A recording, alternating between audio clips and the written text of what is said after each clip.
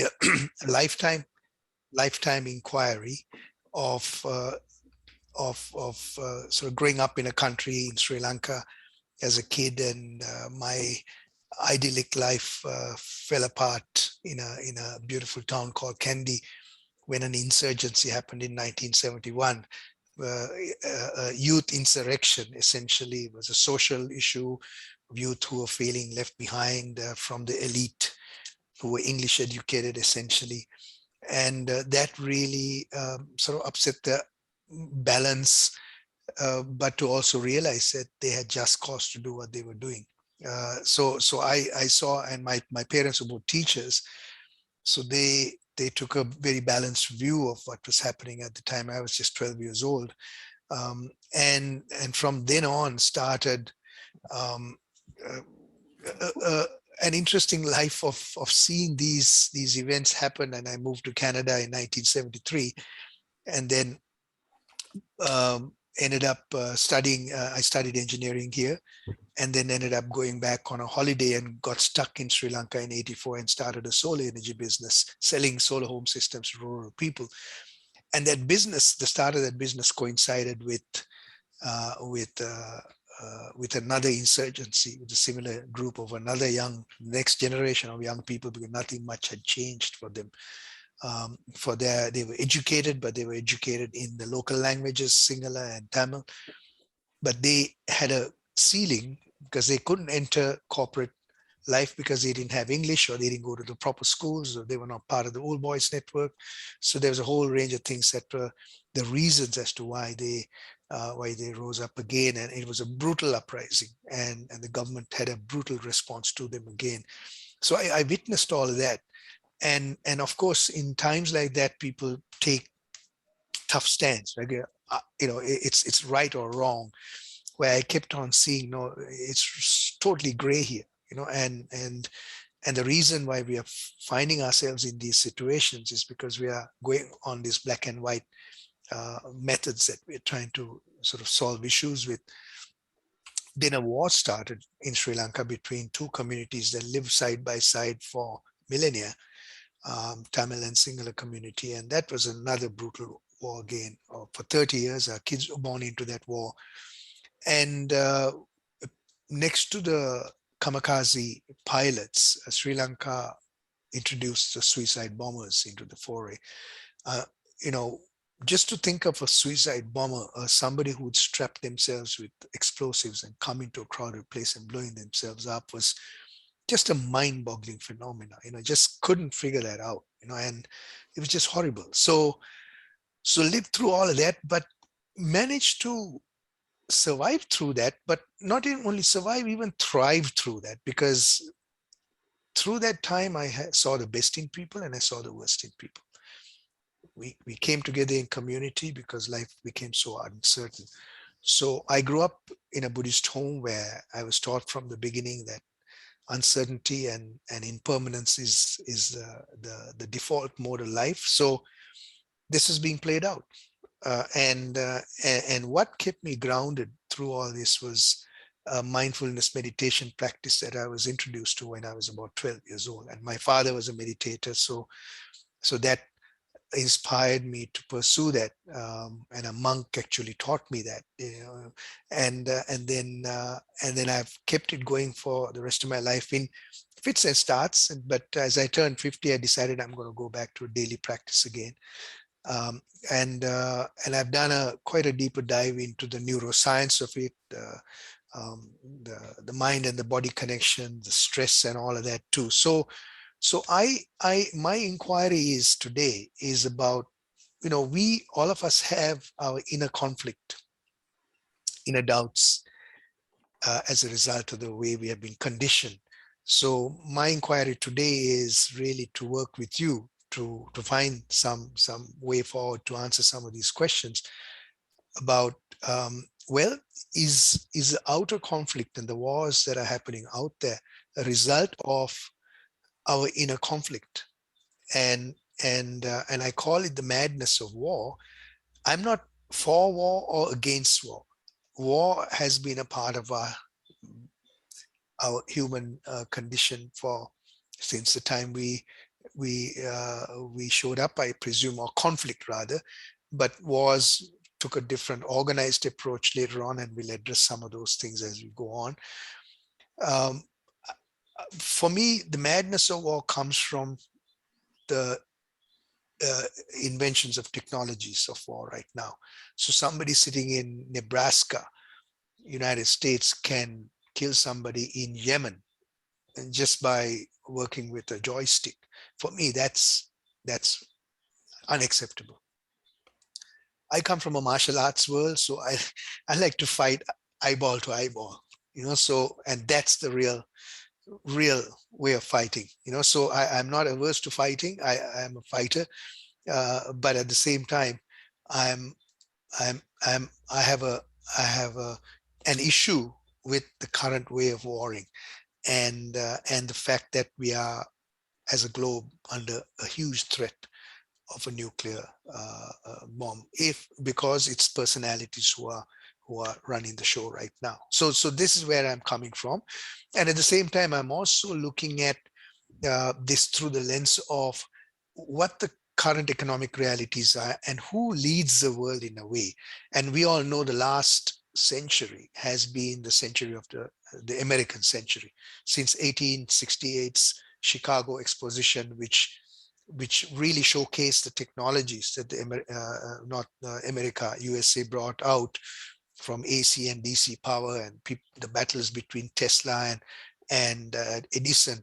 That battle between Tesla and Edison alone really is where things parted, because for me there's a definite pathway that United States also continue to take on a transactional side, separation of the mind and the body, rather than somebody like Tesla, who would make those inventions, who would create those inventions, and wanted to create open source, whereas people like Edison and Westinghouse would sit there and say, no, we're not going to give anything to anybody free, kind of thing. So Tesla died a pauper, but he really invented some of the technologies that we are using today, and he was taken advantage of at the end, because of this whole philosophy of, no, how can we make money out of this? How can we make profit out of this? And then with profit came power.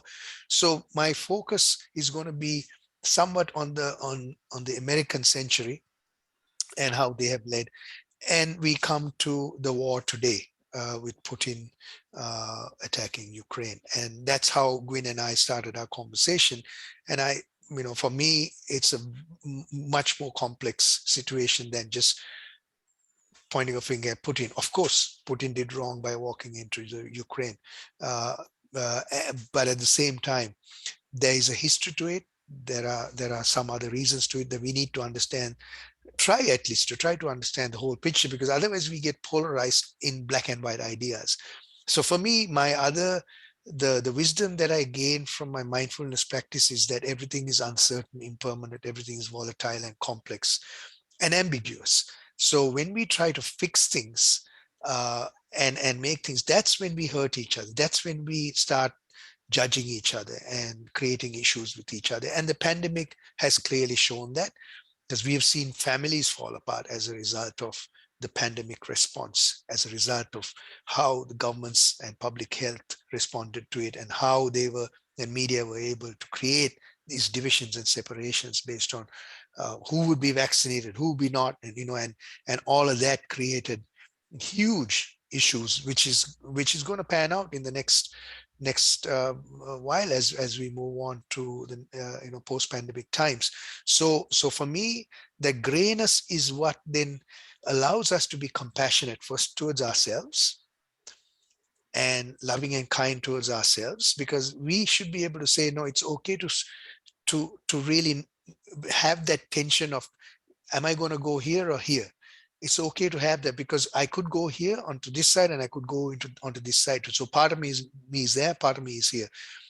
And for me, it's been, how can I find that middle ground, which I call power of balance. And for those of us, Melanie, who went through the RBP, Bill Torbert's power of balance, I love that, those three words. So I use it in many different ways, in terms of that's when we find the most power, when we are able to find the power in the balance, not moving this way or that way. So that's how I want to start off.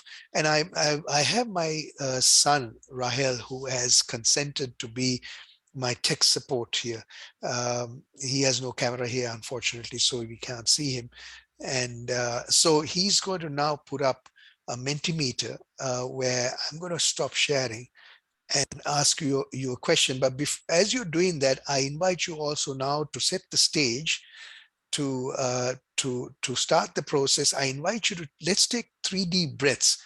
So let's, by using the breath, let's become present to the here and now. So I invite you to, I'll show you the exercise very slowly. So I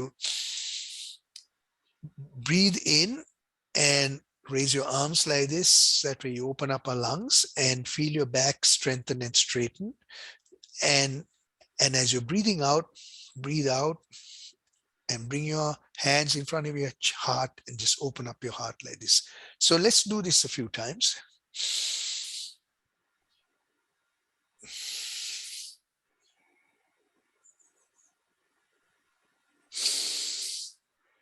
Strong back, extend the spine, and then soften your body as you're breathing out and open your heart. One more time, let's do it. And focus on the breath and your body. Right. Just notice any changes that may have happened to the mind and the body as you did that. So that was essentially done so you can leave the past behind, you can leave the future until it comes, so you can become present to the here and now. And just to also give you a little bit of a reason, I learned it from a woman called Wendy Palmer, who taught me Aikido-based program called Conscious Embodiment. And it's about feeling the strong core and the strong back, which all of us have, which gives us the confidence and the courage to keep moving forward in this ambiguous world. And then as I'm breathing up, I'm extending myself. And this is a power pose, right? Yes, I'm taking on the world. And then as I'm softening my body, as I'm breathing out, I come to my chest area and I open up my heart, because we live in community.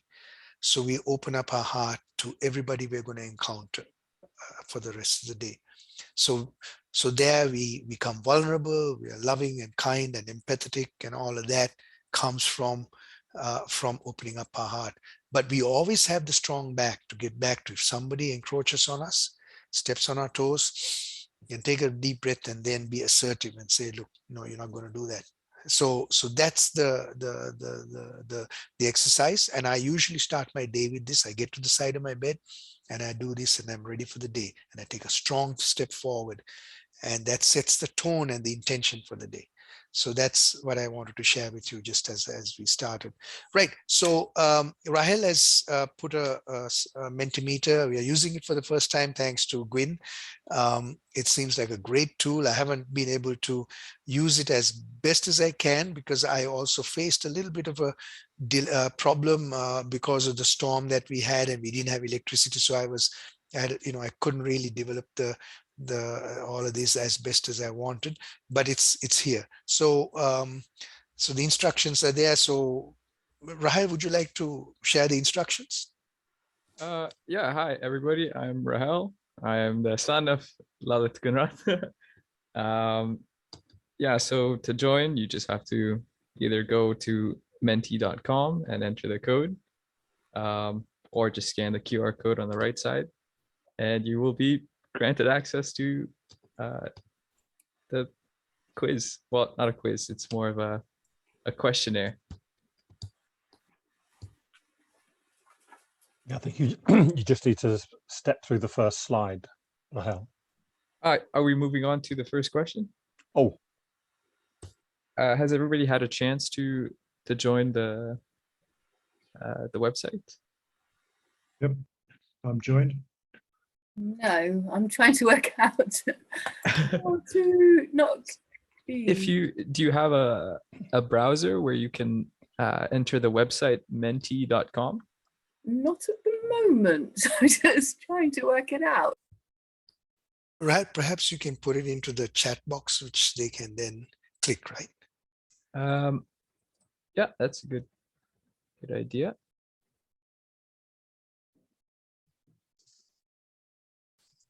Oh, you may need to copy and paste it.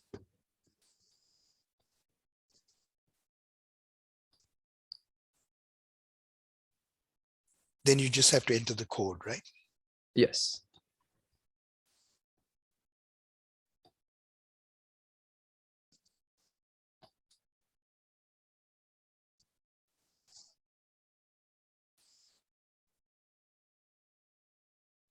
All right. Has everybody had a chance to join? I think I'm in. Yeah, Rebecca, are you in?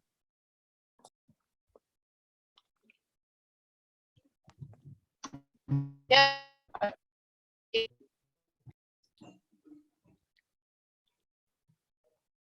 Okay. Yes, we will proceed to the first question. So to answer the question, you should be presented with options, and you may click on either option.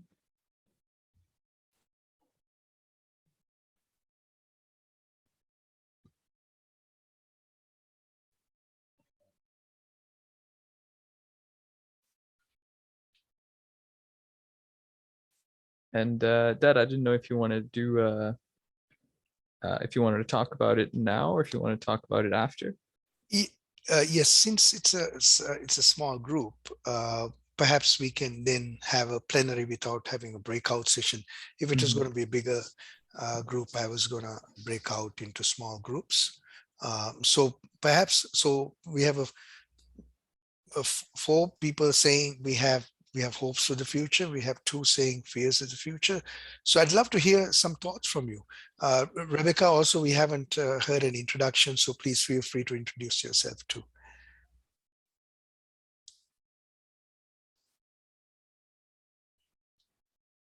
Just trying to unmute. There we go. That's better. Yeah, so I know Melanie, and Melanie sent me the link. So thank you, Melanie, for introducing me. I am, I don't know how to describe myself really. I'm doing a course at Schumacher College called Ecological Design Thinking. And I did actually spend a bit of time last year with the Greenham Common women, celebrating the anniversary of their walk to Greenham Common in 1981. And yeah, I was pondering over the hopes and fears, because to start off with, I put fears, and then I thought, actually, no, I am still hopeful, and I think the hopes just about outweigh the fears. That's great, Rebecca. Thank you. Thank you for sharing that. Najita, what are your thoughts?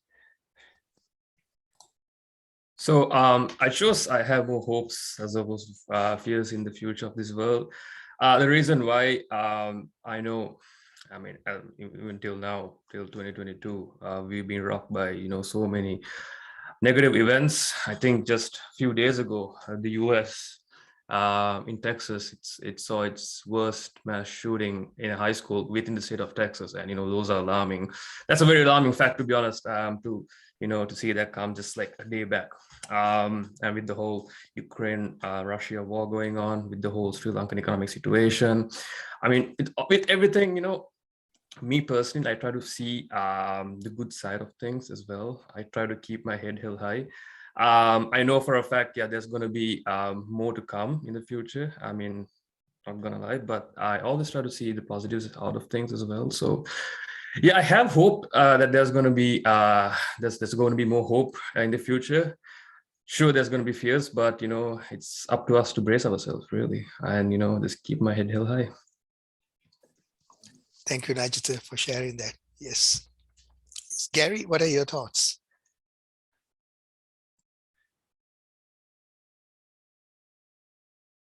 You're muted. There we Yes. go. Having grown up in South Africa, I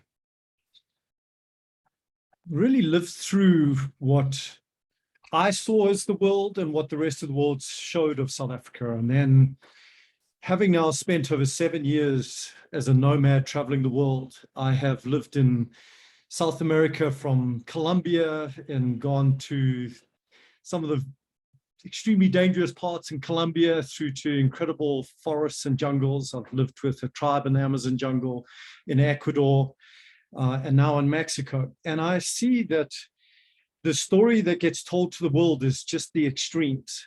And the reality is you don't, because when everything is peaceful and going well, the world, there's nothing to report on that. There's nothing sensational that doesn't get eyeballs on websites. So I'm just conscious that out of every negative thing that's taking place within the world, there is 10 times more beautiful and hopeful things and positive things taking place. And I've lived through that so personally. So for me, checking that hope box is definitely, you know, I'm extremely optimistic. And whenever anything negative that takes place in the world, there is always the yin and the yang. There's always something very positive that takes place. So that's my outlook. Thank you very much, Gary. It's very rich, and also, you know, Najita, you also brought together a view that's also happening that's real in Sri Lanka too. So where we have seen extreme corruption that has taken the country down a path of total destruction. So Melanie, what are your thoughts? It's very interesting and very helpful listening to what other people have said so far. I really surprised myself by finding I clicked on fear, and which is a bit unlike me because I do tend to be fairly optimistic, and maybe even see the world through a slightly rosy lens. And I've lived through conflict, so I think the conflict I see is as much in people's desires now, and I think that's what worries me a great deal. So even though people, you know, what is it, you know, with climate change, you know, being 65 this year, you know, I've seen the whole awareness campaigns and, you know, really trying to raise awareness, and now we've got to have so much more awareness. And yet, you know, the desires are still there, and I find it very bewildering that people are still, you know, doing things even though in the back of their mind. And I've done it too, you know. So again, I found what Lalith was saying about inner conflict and outer conflict really helpful and thought-provoking. But I couldn't help clicking on fear, which really surprised me a great deal. And I think because of that, you know, that desire for stuff has become so ingrained in us, and power. And talking to Patrick Andrews, who I know Gwyn knows, we were talking about the difference between power with and power over, and that really resonated with me. So it's the power over that really frightens me. That's what I fear.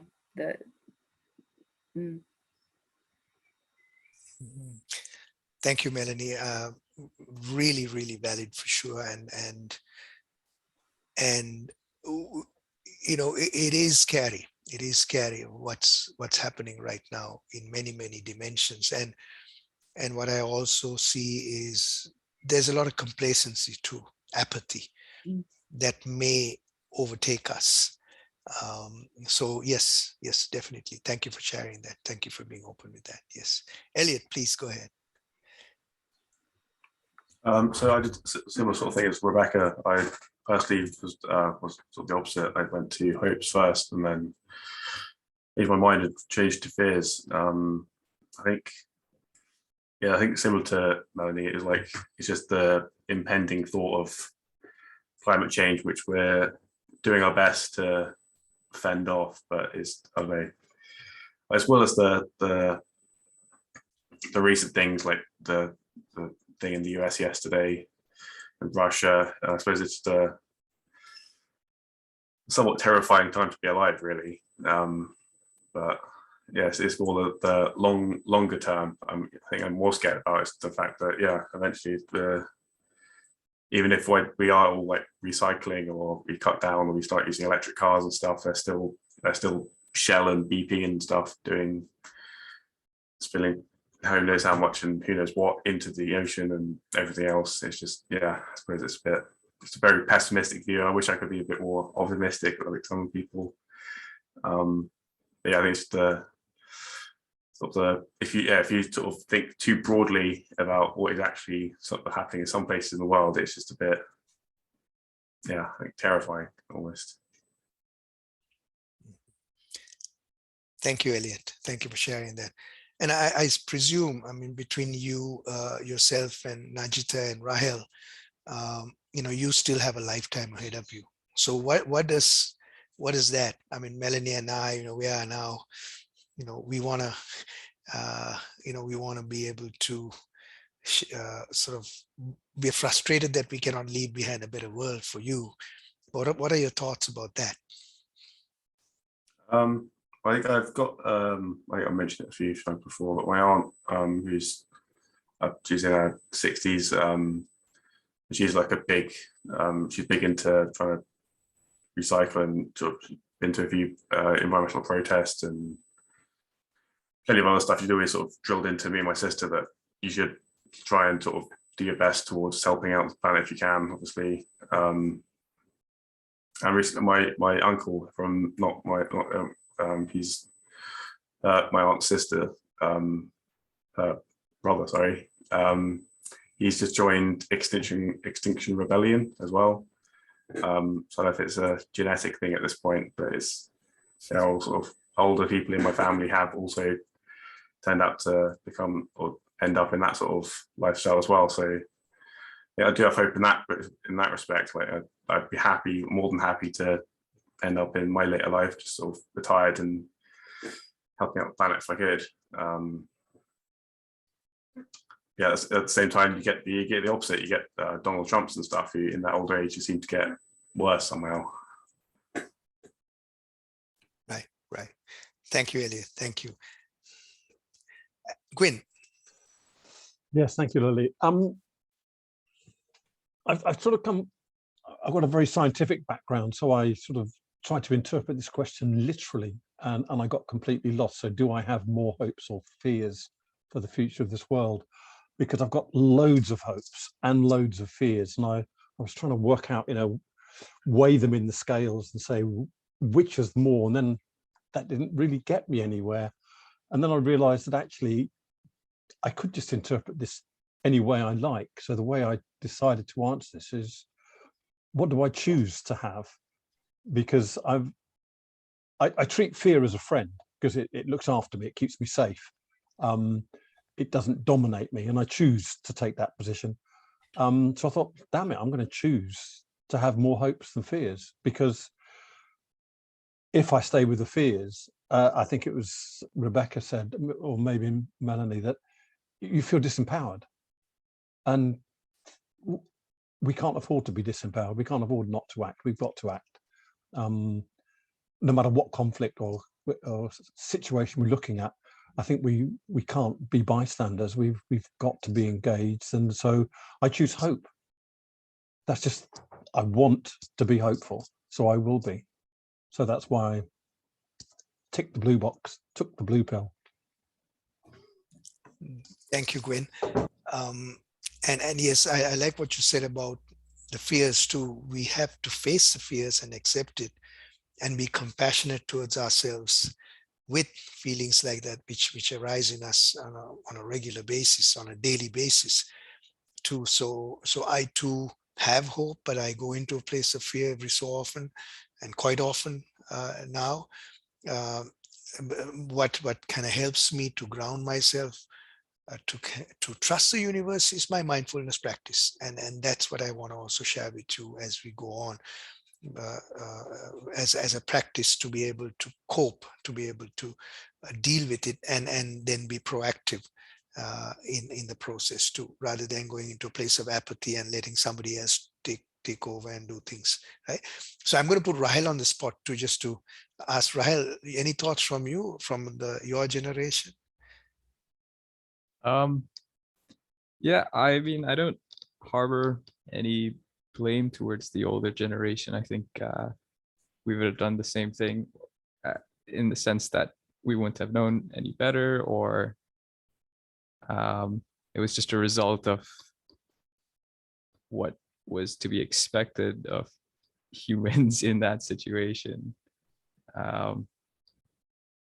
But yeah, I don't think there's any point in blaming anybody, but to instead try and fix it and to have more hopes. Yeah, and I feel like conflict mostly arises from mainly lack of resources, that when someone feels threatened, they want to act on it. And so they do conflict so they can fix that. But maybe as technology advances, maybe we'll reach a stage where we'll have enough resources. I mean, I'm sure there's other problems such as overpopulation, but I don't know. I feel like there's hope. Thank you, Rahel. Thank you. And I tend to agree in terms of when we don't want to point fingers and blame anybody over the last, say, 500 years of the modern kind of the techno-industrial age, and that's how we evolved. We are looking now to become aware, first of all, of ourselves and of our oneness with nature as we move forward. Okay, so if you take this down, Rahel, then I want to share that small short film to provoke thought. So this is a good foundation to build our conversation on. So I want to share this short speech by this person who we know quite well. So oh, okay, I need to have a few. Okay, let me stop sharing again, and sorry about that. Exit full screen. I need to exit from. It's a bit slow to react the computer. Okay, I got it now. Share screen. Let me know if you can't hear this. I have therefore chosen this time and place to discuss a topic on which ignorance too often abounds and the truth too rarely perceived, and that is the most important topic on earth, peace. What kind of a peace do I mean, and what kind of a peace do we seek? Not a Pax Americana enforced on the world by American weapons of war, not the peace of the grave or the security of the slave. I am talking about genuine peace, the kind of peace that makes life on earth worth living, the kind that enables men and nations to grow and to hope and build a better life for their children. Not merely peace for Americans, but peace for all men and women. Not merely peace in our time, but peace in all time. I speak of peace because of the new face of war. Total war makes no sense in an age where great powers can maintain large and relatively invulnerable nuclear forces and refuse to surrender without resort to those forces. It makes no sense in an age where a single nuclear weapon contains almost 10 times the explosive force delivered by all the Allied air forces in the Second World War. It makes no sense in an age when the deadly poisons produced by a nuclear exchange would be carried by wind and water and soil and seed to the far corners of the globe and to generations yet unborn. Today, the expenditure of billions of dollars every year on weapons acquired for the purpose of making sure we never need them is essential to the keeping of peace. But surely the acquisition of such idle stockpiles, which can only destroy and never create, is not the only, much less the most efficient, means of assuring peace. I speak of peace, therefore, as the necessary, rational end of rational men. I realize the pursuit of peace is not as dramatic as the pursuit of war, and frequently the words of the pursuers fall on deaf ears. But we have no more urgent task Some say that it is useless to speak of peace or world law or world disarmament, and that it will be useless until the leaders of the Soviet Union adopt a more enlightened attitude. I hope they do. I believe we can help them do it. But I also believe that we must re-examine our own attitudes as individuals and as a nation, for our attitude is as essential as theirs. And every graduate of this school, every thoughtful citizen who despairs of war and wishes to bring peace should begin by looking inward, by examining his own attitude towards the possibilities of peace, towards the Soviet Union, towards the course of the Cold War, and towards freedom and peace here at home.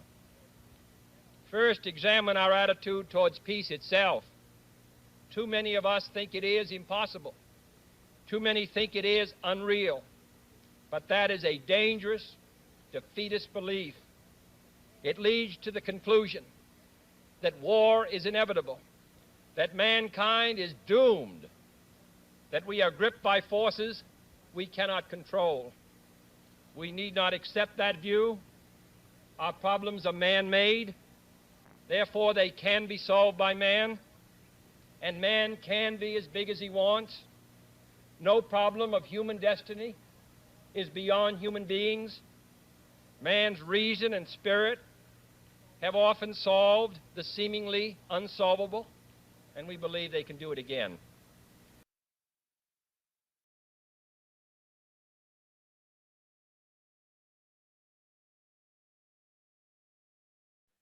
The irony is that he was assassinated less than 6 months after that speech. And the other irony is that as we speak, Russia and American, that history still carries on, right? So nothing much has changed. So this is where I want to really also take our inquiry forward in terms of what can we do within ourselves, what are we predisposed, and what is within our powers and what is not, is what I want to sort of move forward with. So let me get back to the presentation. Right. So I'd love to hear a reflection from you all too in terms of this question.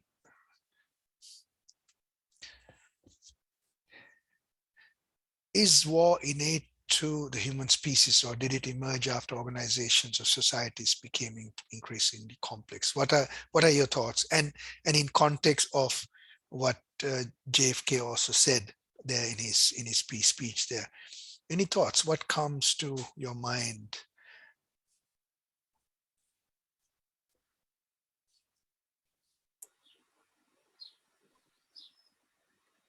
Well, can I speak? Yes, please, go ahead. I didn't want to jump in on anyone else. Yes, please do. My dad always used to talk about that war tends to be over territory. And of course, he'd been in the Second World War and in some difficult situations, and it tended to emerge, you know, I suppose it's a sort of a conventional wisdom that it tended to emerge after we started to settle down on farm rather than roam around, and therefore land became so important. So I understand his part of that. But the other day I was listening to a program about bonobos and chimpanzees, and you know, have both quite close relatives, and yet bonobos live in a much more peaceful kind of society, or more peaceful society groups than the chimpanzees tend to do. And so, you know, it is a question that's in my mind all the time, is how much of this is innate in us, and exactly as you express it, or is it something to do with the way we organize ourselves? And it's so illogical. Is, you know, that's the reflection on Kennedy's speech. Is, you know, so right that, you know, how can that be logical? How can it be right? And who really wants it? You know, who really wants war? Absolutely, absolutely. And the other question is, do we have control over our mind to change, if it's even innate, as we evolve as a species, right? That's the other question that comes to mind too, right? Najita, please go ahead. So for the first question, I feel like as humans, we are naturally born to go. I mean, I wouldn't say born to go with go, but I disagree with the fact that as societies have, transformed over the past few years, that we were more prone to war. But I do not agree with that. I feel like even in the previous civilizations, I mean, going back way beyond BC, even 2000 BC, like even certain civilizations such as the Sumerians, the Indus Valley civilizations, they've partaken in warfare. Warfare is nothing new to the human civilization. There's been recorded war since 5000 BC, ancient Egypt, Sumerians, Assyrians. I mean, it's a vast number of civilizations have taken part in war. So I feel like as civilizations transform, war does not. We did not see an increase in warfare. In regards to the second question, can we change? Of course we can. Growth mindset is better than a fixed mindset. And in regards for anything, war happens due to a numerous number of reasons, whether it be religion, race, reclamation of land. It's all about education, really. If we can educate people on, how worth a human life is, or even, why we do not need to fight over a certain piece of land, which is very materialistic when you look at it in one way, or if we don't need to fight over just over religion, or we don't need to fight over anything really. End of the day, if two people are fighting, they're both the same inside, it's the same color of blood. It doesn't really matter where they're from or what walk of life they have. So yeah, I definitely see that, we can change our mentality and our perspective of war, and it can definitely be avoided. Yeah. Thank you, Najita. Thank you. Anyone else? Yes. Gwyn, yes. Yeah, I find it strange that I've got to 67 and never faced this question before. So I find myself starting from first principles. At this late stage, I've got a lot of experience to draw upon, but I don't know whether any of it helps. So I sort of sense that it's a consequence of wanting more, not being satisfied with what we've got, not being able to compromise. So I think war is an inevitable consequence of being either greedy or promoting our own self-interest too much, and so the ego's tied up in it. I think there's some silly things said. Someone said, wars are always created by men, not women. I suspect that's only true of the male-dominated societies. I suspect, as Najita was saying, that conflicts have occurred in all sorts of societies, even matriarchal ones. So I'm not going to, on behalf of men, accept all the responsibility for all the wars. I think it is within us to choose whether to be aggressive and violent. I mean, we can have a war in our garden with our neighbour about who cut the fence down or whatever. It doesn't need to be throwing nuclear bombs at each other. It can just be a disagreement, just the inability to talk things through. And we see this happening so much today, this polarization of we categorize people by their opinion and by their belief, not by the multiplicity of beliefs they hold and the nuance and the grayness of responses to most situations. So whether this is because we're being encouraged to live in a fearful state where we feel that we are threatened, and therefore, by we being our manhood, our personality, our ability to connect with people, all these threats are something that we don't have the intellectual capacity or the emotional capacity to often enough resolve peacefully, that we just escalate.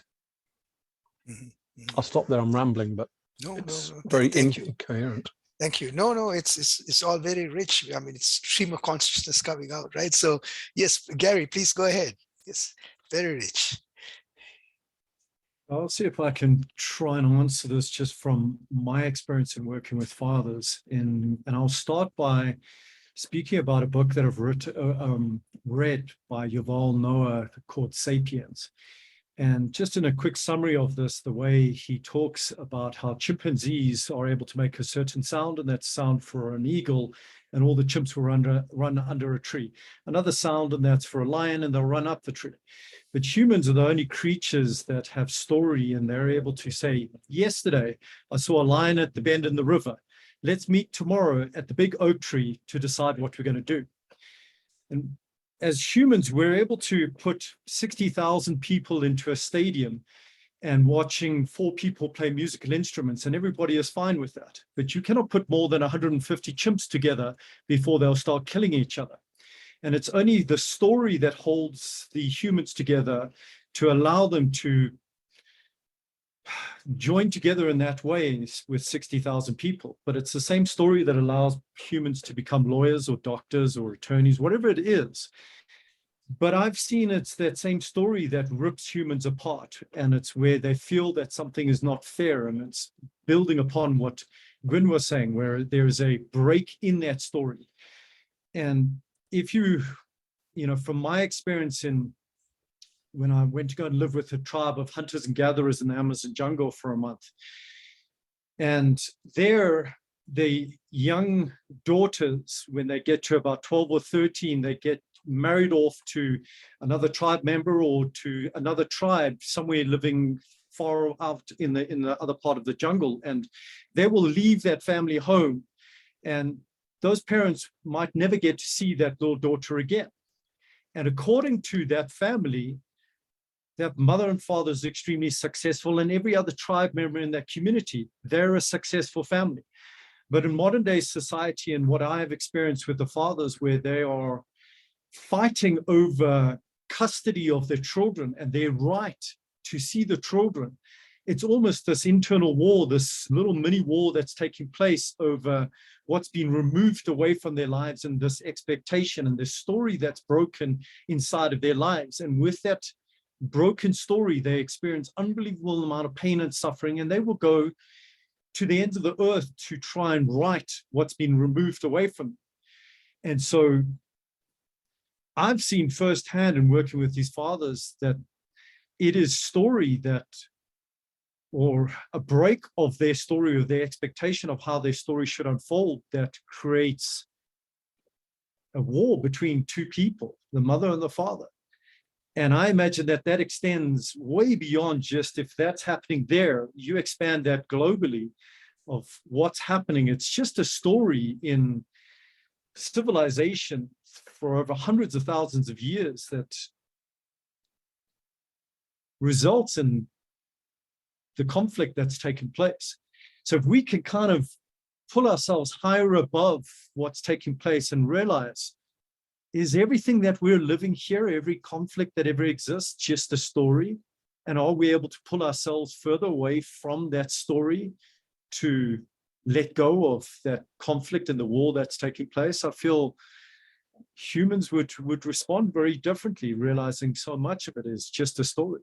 So that's just from my perspective, my take on it, and my experience and the conflicts that I've seen taking place and how to resolve it. Thank you, Gary. That's so rich. That's so rich, and also to really depict it in the form of the stories that we tell each other, the stories we've heard that then become etched in our minds in the way we are conditioned to see the world, right? Yeah, wow, that's powerful. And I love the other story of success comes from the child going away and not seeing the parents ever again. Wow, that's really a stretch, isn't it, for people like us who are attached and who long to see our children when they go away, kind of thing. So amazing. Yes, Rebecca first, and then Rahel.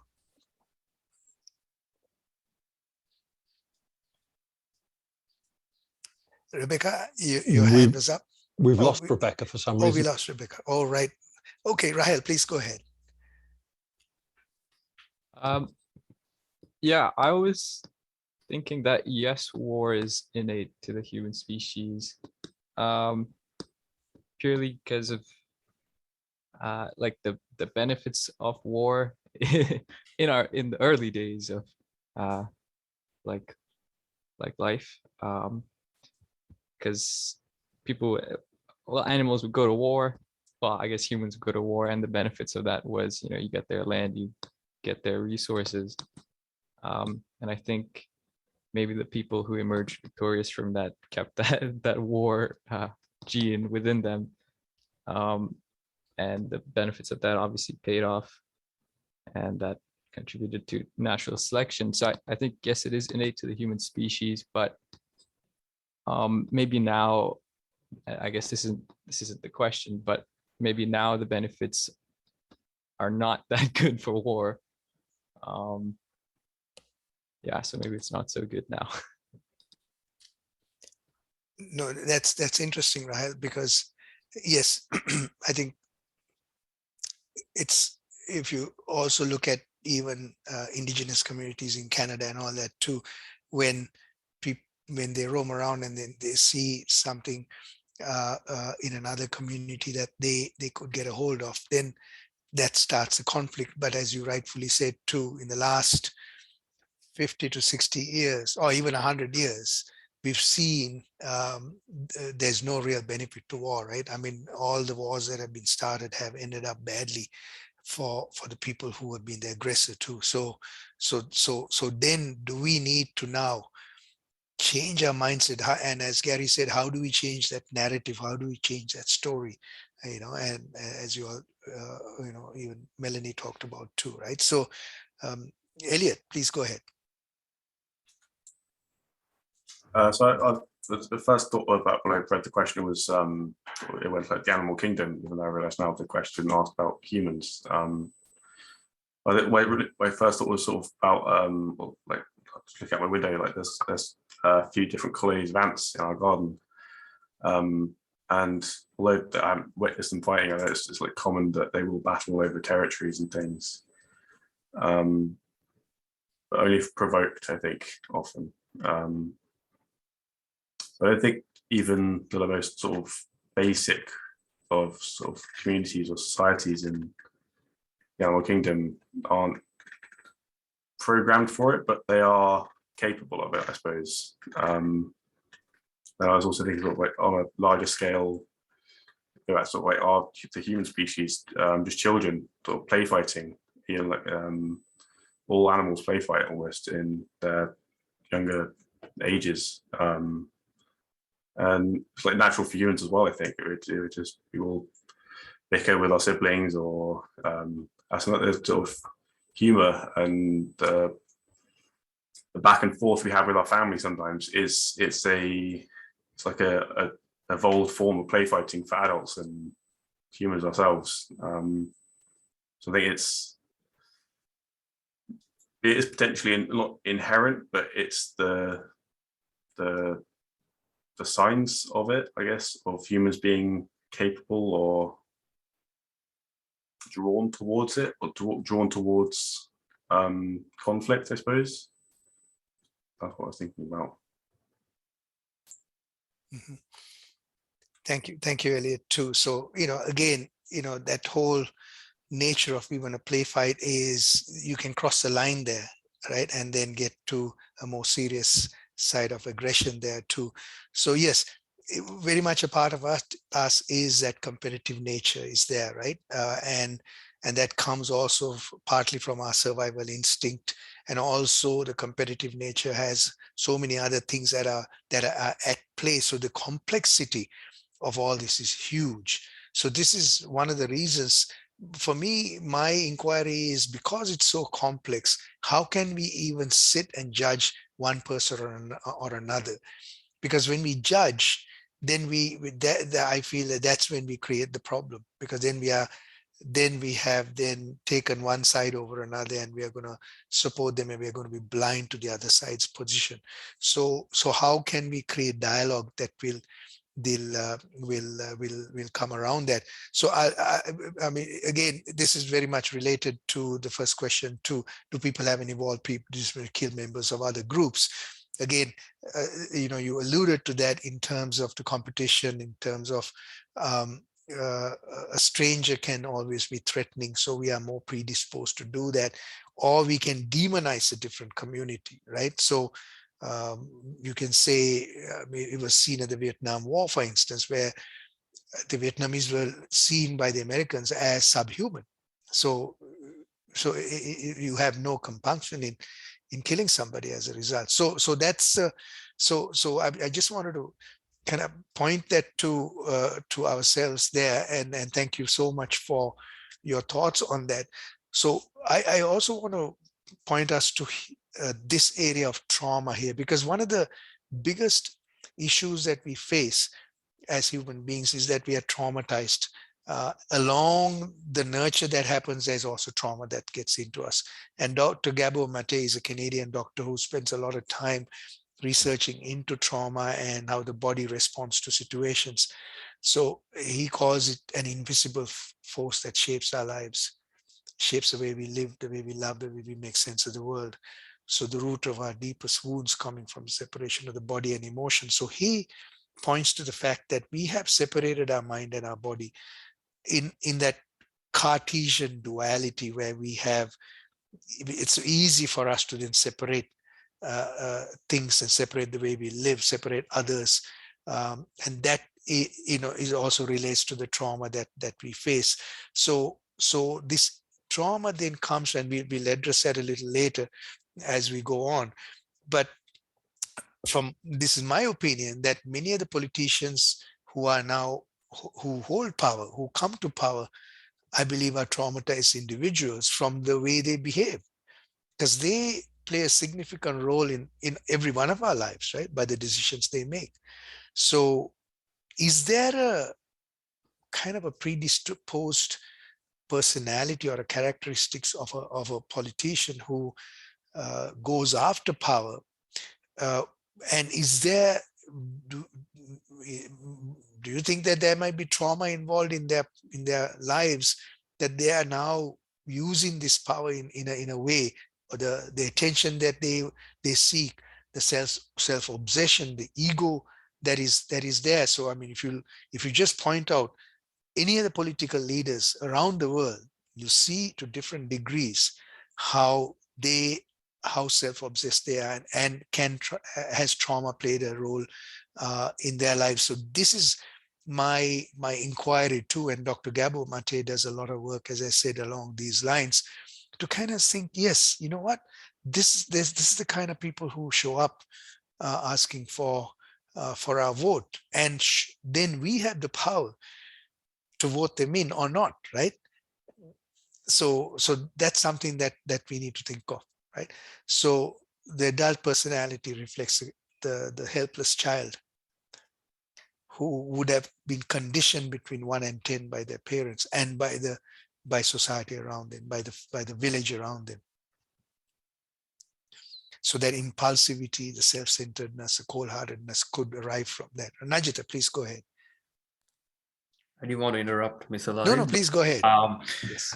It's a good traumatized politician. That's a very good thought. And I was just thinking, are there any politicians out there who I really feel like are not self-obsessed or filled with greed? And one particular politician comes into my mind. It's actually the Prime Minister of New Zealand, Jacinda Ardern, I guess that's her name. I have not, I have not heard any negative comments or any such of the Prime Minister of New Zealand. The way she tackled the Corona situation back in 2 years back and last year was quite well. I believe that was the pinnacle. And also, I know a few Kiwi friends as well, and they always say that the Prime Minister is doing a really good job. I feel like that's one politician out there who is not, in this whole stereotype of a politician, is filled with greed, self-obsessed, materialistic, just trying to rob people.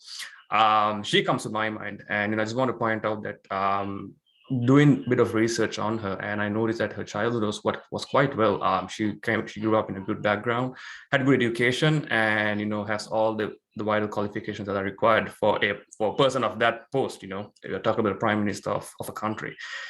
New Zealand's not a really big country per se, Obviously, it's not as big as United Kingdom or the United States, but still, a country to country. Regardless, you need to take care of the people. Whether it be 4 million or 400 million, you're still given a responsibility to look after the people. You're technically a servant of the people, and regardless of how many people you look after, you still have the same job.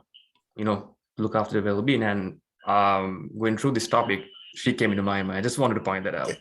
Thank you, Najita. Yes, thank you. Yeah, absolutely. There are shining lights out there. Yes, Gwyn, you have unmuted yourself. Yes. Yeah, I've recently become a grandfather, and I spend a day a week with looking after my granddaughter. And I was talking to my daughter about this, and she's brought up in a very loving environment. So sorry, I should say that my first thought to this was, aren't all children brought up in trauma? But actually, there's a degree of trauma or not. So the degree of trauma my granddaughter's being brought up in is very, very low. It's a very loving, very considerate and compassionate environment. But she was with her cousin, who's only 2, over the weekend, and my daughter was saying how horrific it was, because this cousin was being beaten up by its brother, right? And the mother and father, who were stressed, the father turned around to the little boy and said, "How would you like it if I come over and beat your brains out now?" And Wow. the shock of that response, how is that child going to learn? What is it going to learn from that flippant, off-the-cuff statement? It's not a malicious parent. It's not a vindictive parent. It's a careless parent, but it's sowing the seeds of the trauma, which I think my daughter's reaction was, we don't sow those seeds in our house. Consciously avoid that. So I think, we have all probably been traumatized in our youth. Have we been able to heal? Have we been given the opportunity to let that trauma be reconciled? So maybe that's where we're at now with some of these people, that they've learned that's the way to get things, is to respond with violence to that trauma.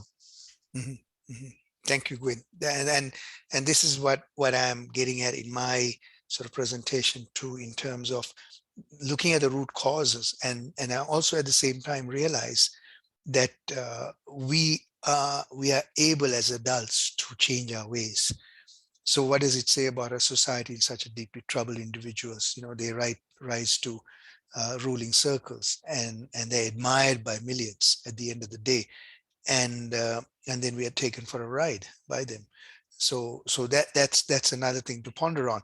So I want to sort of move then to looking at military. In about 7 minutes, I'm going to give a short break, because I'm sure you're looking for a quick break. But I just want to sort of shift gears a little bit to the politicians and who are ruling the world, who have been playing those roles from way back when. But at the same time, we have created nations, also nation states based on the military, right? So if you look at the recent history, 700 years of history, from the seafaring nations, from Portugal to the Dutch to the United Kingdom, British Isles, to who colonized the world by military means, right? So by taking over, by using force, by bringing guns to those countries. So I was really interested in reading how Thomas Paine, when he became a proponent of creating a separate American United States, breaking off with Britain, he said Britain's reliance on war as a statecraft created a vicious cycle of increasing debt, heavier taxes, because it then the whole economy depends on creating wars. And he was very, very positive about creating a new state that didn't depend on a war or on the military. To create a different kind of economy was his dream. But as we know, from the history, it has not been the case. So the United States of America really came to, I guess, its own internationally when Hitler rose. Roosevelt and Henry Wallace was the vice president at the time, and they were a good team, because Henry Wallace was a very spiritual human being. He was a farmer. He was into Eastern philosophy. He was into the Theosophical Society, and he studied Hinduism and Buddhism and all that too. So he had that the sort of the spiritual kind of nature from that transactional side that would have been the norm at the time. But unfortunately for the United States during the war, Truman and others, and in the war state, looked at Henry Wallace as a softie, and he was pushed out. So he would have replaced Roosevelt rather than Truman. But at the same time, Henry Wallace was an amazingly well-rounded person, individual, right? So what I'm wondering is, if he didn't get pushed out by Truman and his gang, what would have the world look like? Would there have been a Cold War? And that's my inquiry. So I'm just putting it out there, because Truman came and he had hawks as his advisors. James Byrne was his Secretary of State. James Forrestal was the Navy head. So these guys are real warmongers. They didn't like the communist regime. So even though Russia and the Allied forces with Britain and the US beat Hitler, that's where things went. I feel that things went the other way, because Truman didn't reach out to Stalin.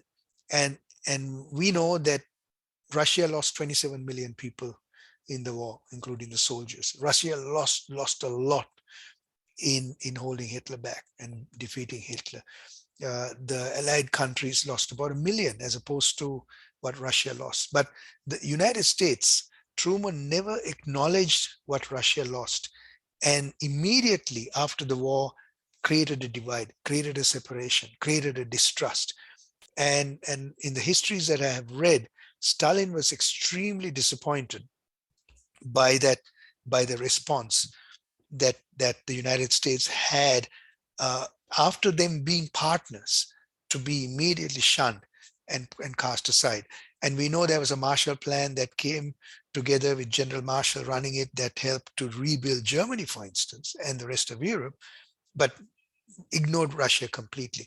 So this is where I feel it was a watershed time for the world, where it went the separate ways, and that chasm just took off. Because what Stalin also did was, because US had nuclear power by then, he put all his resources into creating his own nuclear state.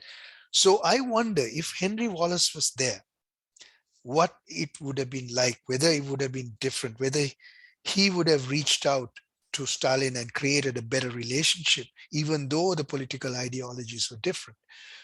And then, of course, Kennedy came and he tried to mend the fences with Khrushchev, but they nearly came to blows, as we know, in Bay of Pigs and all that too. But Kennedy prevented.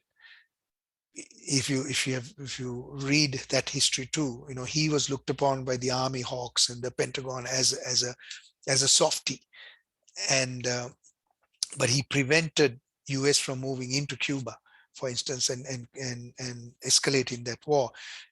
So he could have been a shining light, but he was also cut short.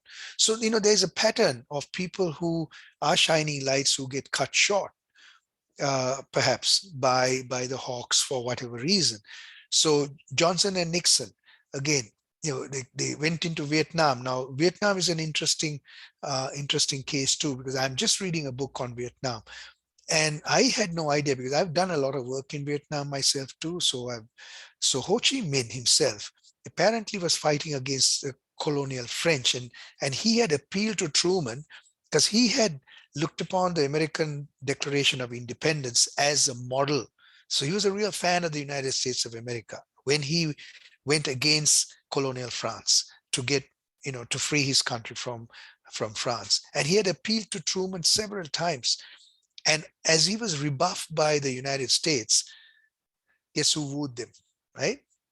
And the communist regime came and wooed him. So he apparently at the time then decided, look, I need support to get rid of the French. I'm going to go this way. So again, there's history that could have taken these countries in different directions, and a war started in Vietnam as a result of it. So people like J. Edgar Hoover and the armed forces leaders who were the hawks in those regimes who continued that war, which was a losing battle at the end of the day. And Reagan too, somebody like William Casey was his right-hand person, who were again hawks. They were warmongers. What they created with the Iran-Contra affair and all that too. And then of course, the most recent the Bush debacle with what Cheney and Rumsfeld and Wolfowitz and Tony Blair jumped into the fray too, and created that ISIS, I believe, also in Iraq, and destabilized the whole region because they wanted the oil. And I don't know whether you've seen a movie called Vice. If you haven't seen it, check it out. It's really revealing as to what Cheney was doing. He was all about sharing the spoils of Iraq. He got together people from the bigger oil companies for a meeting and said, okay, you can have this region, you can have this region, you can have this region.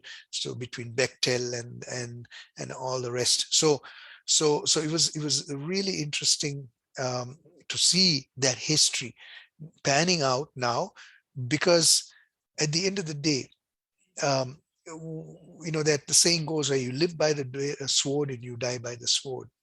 And in many cases, what has happened to the United States of America is to get bitten back by the very swords that they have given out and they have used, right? So Obama too, I had a lot of hope on Obama, but if you look at Obama, he had over 560 drone strikes in Yemen and Pakistan and all that, way more than Bush. And then of course, Putin, who is there, who is a former KGB agent, who had a vision for Russia, who was seething at the loss of the Russian Empire as he saw it. And he had a personal mission to bring that all back. And that's what he's going after right now, right? As we see it. And so what put that pressure on him, and looking at the person. So this is where I really look at individuals and personalities as traumatized people who take power and who use their power or misuse their power in different ways. Trump is a real aberration. Would you know that Trump really is the only president who didn't go to war with anybody, right? But everybody hates him. As a result, okay, he's not such an endearing human being on the other side. But if you look at that then has a really interesting side to it too, right? So, Trump got Bolton on his side. Bolton was a real hawk, and he urged Trump to attack Iran, but Trump said no way, and he actually put his foot down, right? So we can see that history has played a role, and individuals have played a role, and here are people who brought nonviolence and peace. Yes, Mahatma Gandhi was not a perfect human being. Neither was Martin Luther King. Neither were Nelson Mandela. We were all fallible human beings. But they stood by a certain principle of nonviolence, and they tried to uphold it as best as they could as individuals. And then we have Gary here, I guess, to who knows much more about what happened there after post-apartheid too. But I believe that Nelson Mandela took a hold, or took power of a nation which was a tinderbox, which could have been just exploited by if Nelson Mandela went into a place of revenge.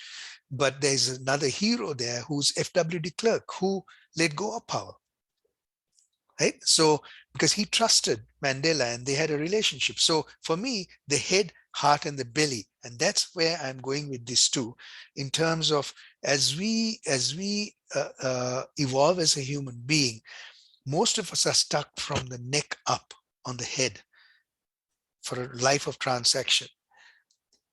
But we need to now engage the heart and the belly in a holistic way is my thing. And in terms of Nelson Mandela and F.W. de Klerk, they made a human connection with the heart.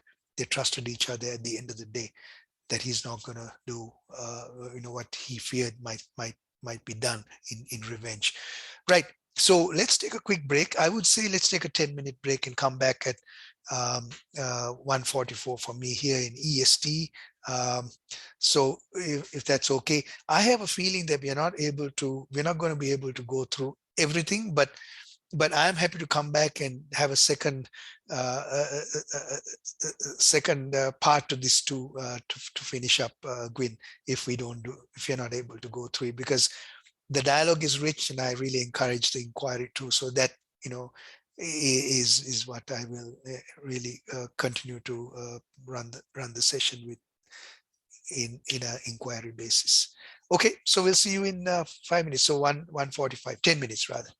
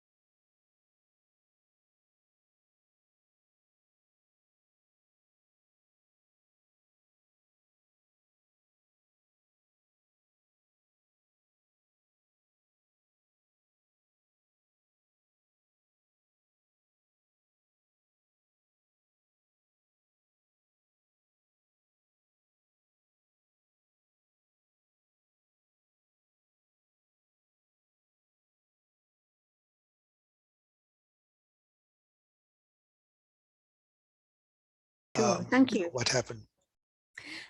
So my name's Jan. I'm in the UK. I'm sorry to join late. I had a previous appointment, but I'm glad to be here now. I caught the end of your last section, and I'm ready to hear the rest. Thank you. Great, Jan. Thank you. All right. So we'll nice to see you, Rebecca, again. Yes. Right. So what I'm going to do is to start this session. I'm going to shift gears a little bit and move from politics a little bit to what the world is being driven by right now, and bring up somebody who's very dear to all of us, who's been on the RBP AMSR. So you will relate to this. So let's bring her up. To measure progress by human development and not by gross national product. And the people I work with are mostly under 30, mostly female, whose ethics are care, and are all in search of present-day heroes and heroines. And for them, their work is about a search for a daily meaning as well as their daily bread, for recognition as well as cash, and for astonishment rather than torpor. They see the state as defined in power, inherent in tax reviews, in barrels of oil, in miles of road. These young people define power as a power inherent in dreams, in curiosity, in music, a reach for the human spirit. They have a secret ingredient, and it's called enthusiasm. And enthusiasm created from the heart guides your whole system. So there's no resistance. Everything flows. Everything seems possible. People who harbor dreams of a more responsible and compassionate world feel alone and feel unsupported, except when something occurs to bring their feelings out in the open. When they find that others have harbored these same dreams, seemingly sometimes subversive thoughts and feelings. And they believe that those who are now in control, the economic governments, the politicians, the business people, will drive us all off the edge. Global planning institutions like the World Trade Organization, like the World Bank, like the IMF, and especially are ignoring mounting evidence of impending social catastrophe that will leave widespread and dangerous inequality and insecurity. These institutions aren't working for the majority of humanity, and the roots of conflict aren't found amongst the dispossessed and the poor. They are found within our own global policies that lead them to retaliation. We don't like living in a world where there's no predictable future, I'm told. A world in which governments offer control and terror in place of the pursuit of happiness. A world in which war criminals are called leaders. I'm tired of a world where our media lie, day after day, urging masses of us, driven by fear and greed, to swallow the lies and turn on each other, seeking the enemy on whom we can vent our rage. I'm tired of it. I'm tired of a world where there's no sense of shared interest or shared belief. It seems to me there's no moral, there's no altruistic or spiritual center to our culture anymore. Everything has an economic value. Everything. We're Homo economicus. Our purpose on life is to buy, to spend, to consume. And this country's falling apart. My country's falling apart. Men are prepared to commit crimes of preemptive war, germ warfare, trying to impose law and order. They fail. They fail because the young know they have the right to power because they are numerous and because they are directly affected by what is going on. The law is suspect and disorder is built into the system. The courts are revealed as agents of control, not justice. Corporate globalization and capitalism is engaged in a never-ending social and economic warfare. Profit is now seen as a form of theft. Raw profit is seen as a form of murder. Land, water, air are polluted for profits. Police take the law into their own hands, using terror to crush the spirit of dissent and offends their own mechanical lives. They will fail. Change will never, ever, ever come about by our governments. They are economic governments. They do not measure their greatness by how they treat the weak and the frail. Change will always come about by moral dissenters and the persistence of small committed groups of people willing to fail over long periods of time until that rare, that wonderful moment when the dam of oppression, indifference and greed finally cracks and those in power finally accept what the world's people have been saying all along, that then what has to happen now is a revolution in kindness.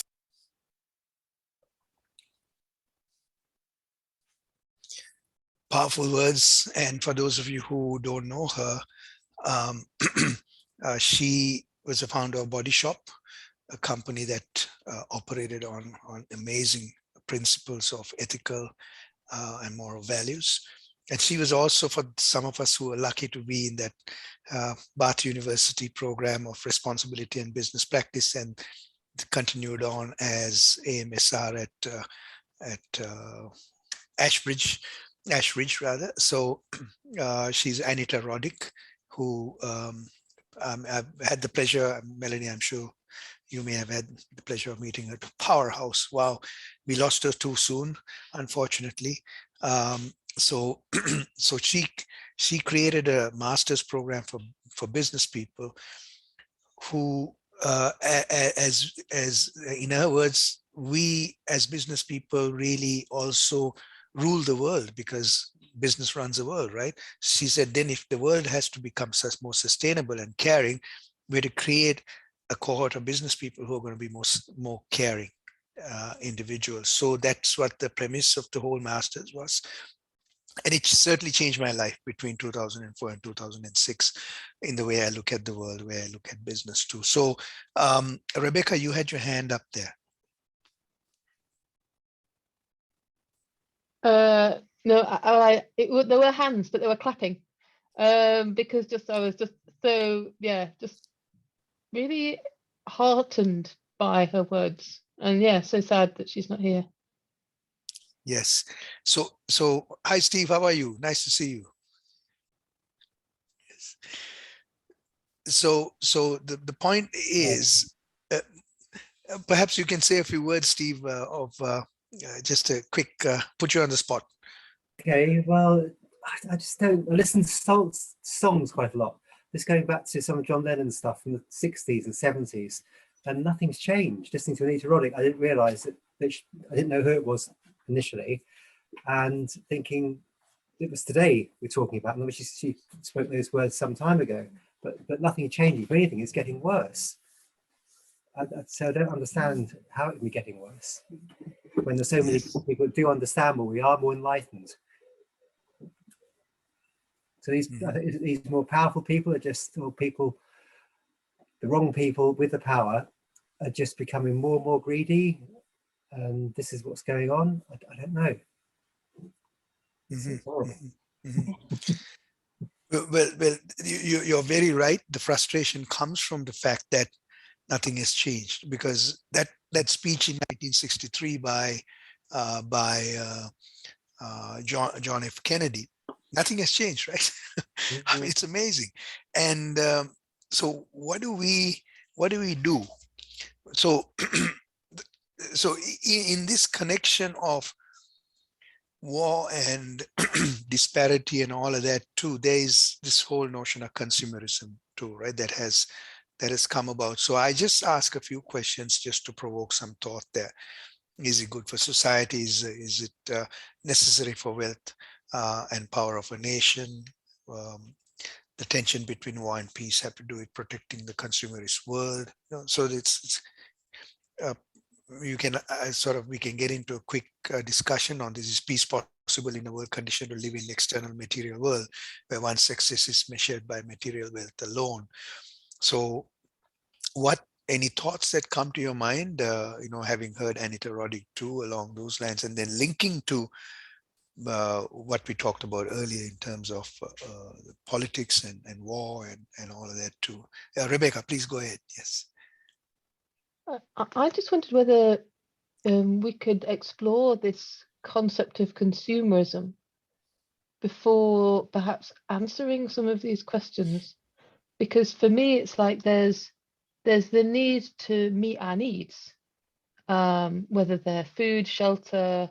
You know, if you go to Max Neef and the Barefoot Economist sort of saying, yep, okay, we've got these needs for participation and sustenance, and, you know, regardless of whose model you take, but where does that gradiate blend into consumerism? I suppose that's the sort of where, yeah, I was just wondering if that's something that we're able to explore, or whether you'd like to put that to one side because of, you know, those wider questions that you have.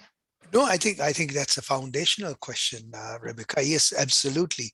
As human beings, we have some basic needs that have to be met, and over the last 2 weeks, not having electricity was a great inconvenience for us. The last 6 days because of the storm, but we did manage, even though, you know. And it was interesting also to watch how my mind, Samantha's mind, the kids' minds, and how we didn't sit there and complain about it because it was nature, first of all. And we even sort of, you know, being awed by nature's power. And this was the result. And for me, the question was, you know, how vulnerable we are as human beings. But then, as Rebecca, you say, we have basic needs that need to be met, you know, heat from the winter, the food, and the division then comes from utility versus wants, isn't it? And where does that line happen? And is it realistic even to think about it? Because, you know, we do like to look nice, do like to present ourselves well, perhaps, you know, drive a nice car. I mean, you know, we don't sort of judge people unless it's over the top, right? For using some of the stuff that we use for utility. But then, yes, we use something a little nicer. That also is a part of us as human beings, I guess, enjoying life, enjoying the nice things in life kind of thing too. So where do we draw that line? Gwyn, please go ahead. Yes, I think for the first time in my lifetime, 2 or 3 years ago, certainly in Britain, we were faced with the need to actually think about this question that Rebecca said there, because consumerism pre-COVID was all about having stuff that we don't need in excess, because of our success criteria in a culture is to acquire stuff, is to have stuff, you know, a second car, a big house, etc., rather than cover what I would say that Rebecca said, the basic needs were easily met by consumerism. We went beyond that, but COVID made us start to think about, what do we need to live by? What do we need to live? So the focus on food distribution, food manufacturing, on health, on having a strong NHS, on having medicine and having that. And we saw companies being forced to reassess their workforce on an economical basis, but some of them turning them then to producing PPE or producing hand bacteria instead of gin. And for the first time in my lifetime, the whole society started to think, what do we need? What only do we need? Because we can't have everybody at work during the lockdown, so we can only allow certain people to go into work. And it became, I think we started to behave like citizens again, rather than consumers. Whereas, you know, Bush's response to 9/11 was he implored everybody to go out and shop, you know, to get the economic machine working again, to create profit as a way of sort of like a finger to the whole situation that arose. Whereas I worked for an American company at the time, and I remember thinking, watching that second plane hit the Twin Tower and thinking, I think I know, I don't know who did it, but I think I know why they did it. And it was such a powerful shock to the world, like COVID was. But the response was, let's just go on consuming, as if that's important. Mm-hmm, mm-hmm, mm-hmm. Thank you, Gwyn. Yes, and also I'm trying to also make the connection between protecting a lifestyle and many of us living in these parts of the world also. And I was also curious. I remember even listening to one of Obama's speeches when he said, we have to protect the American way of life. And what does America stand for? I don't want to just sort of pick on America alone, but because we have all got caught up in that culture, because it has been spread in a way through WTO and all these other organizations too, in the trade and the globalization process, in neoliberalism, all of that has been spread, right? So this is where is there a connection between the wars and conflicts and the consumerist life that we lead? What are your thoughts there?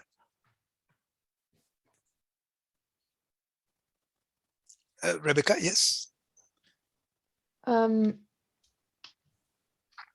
I guess just from a personal perspective, there's that sense of, is consumerism this meeting these intrinsic needs that we have, but with external things?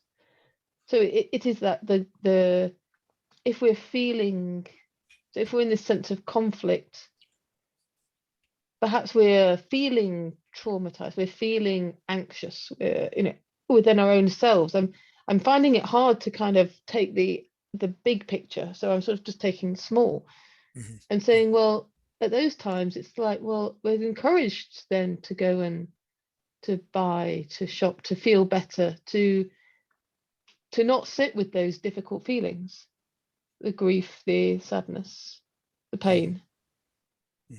And that they're hard spaces to sit in. And so instead, in the making ourselves feel better, where we may be out consuming, we may go and do other things, we may choose to go for a walk, but there's that option there, isn't there? And the consumerism, in some ways, I wonder, is being like this anticipation of the power being within the person with the money going to go and buy, and therefore it should be available.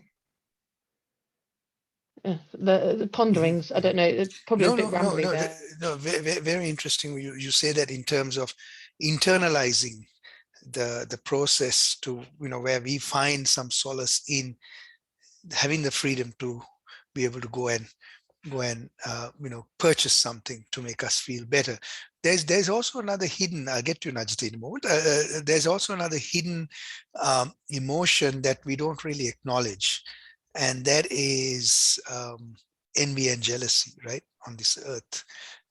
That these two emotions, from the time we are small, our parents say, don't be jealous of your brother, don't be, so it has an amazing stigma attached to it. So we don't allow it to even emerge. So it can possibly drive us to do what we are doing without us even realizing it on a subconscious level, because this emotion of envy and jealousy is really strong in us. And just think about it, if your neighbor gets a brand new car, or if a colleague gets a promotion, or if a friend of mine is looking really, good, what happens, if you just put a mirror on yourself, what's really going on in terms of a feeling that arises within us? Is there any of those feelings that are coming up in that way? And for me, that has been an inquiry for myself in the last 10 years or so, to address that, to really bring it to the open. Oh man, I'm really jealous of him. I wish I had what he had or what she had. And to really bring it to the surface and deal with it. And to then, once I deal with it, as I bring it to the surface, I take the power away from it, then I can put it to bed and say, no, it's okay. I'm okay like this. More power to him or her, because he's got a Porsche 911 in his driveway.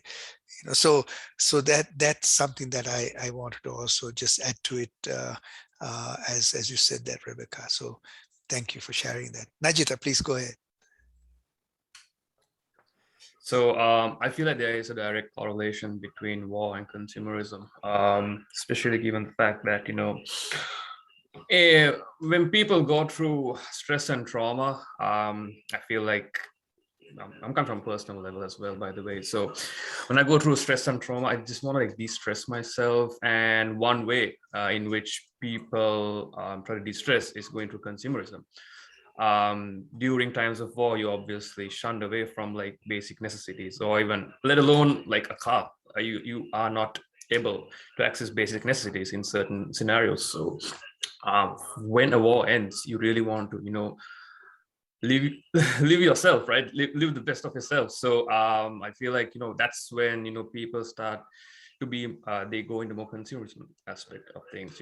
They try to buy things which they did not think of like way back before war was even started, because war brings in stress and anxiety in people, because it's obviously a very traumatic experience for a human to go through. And one way to like I mentioned, to de-stress is to buy stuff which you necessarily would not buy new clothes, buy the latest Mustang model or whatever. So yeah, I just feel like there is definitely a correlation in between wars and consumerism. I think previous experiences that we've had, I'm pretty sure there would have been past experiences where people have bought, have moved into more consumerism right after dealing with war. I know for a fact Sri Lanka is a good example. We went through war for like 30 years, and people, most of my friends back home, right after the war, they were like, okay, you know what, we are more exposed to like things from the West. FDI started coming in, there are more things which are more accessible as opposed to what it was in war. So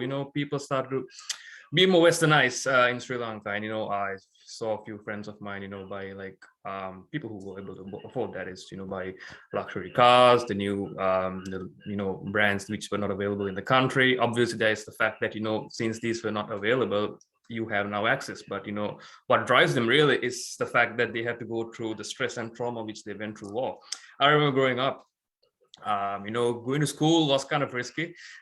My school was just like 10 kilometers away, but that drive to school from 2010, there was a risk of because the terrorist organization was specialized in car bombings and suicide bombings, so that risk did take place. So there was a little bit of stress involved.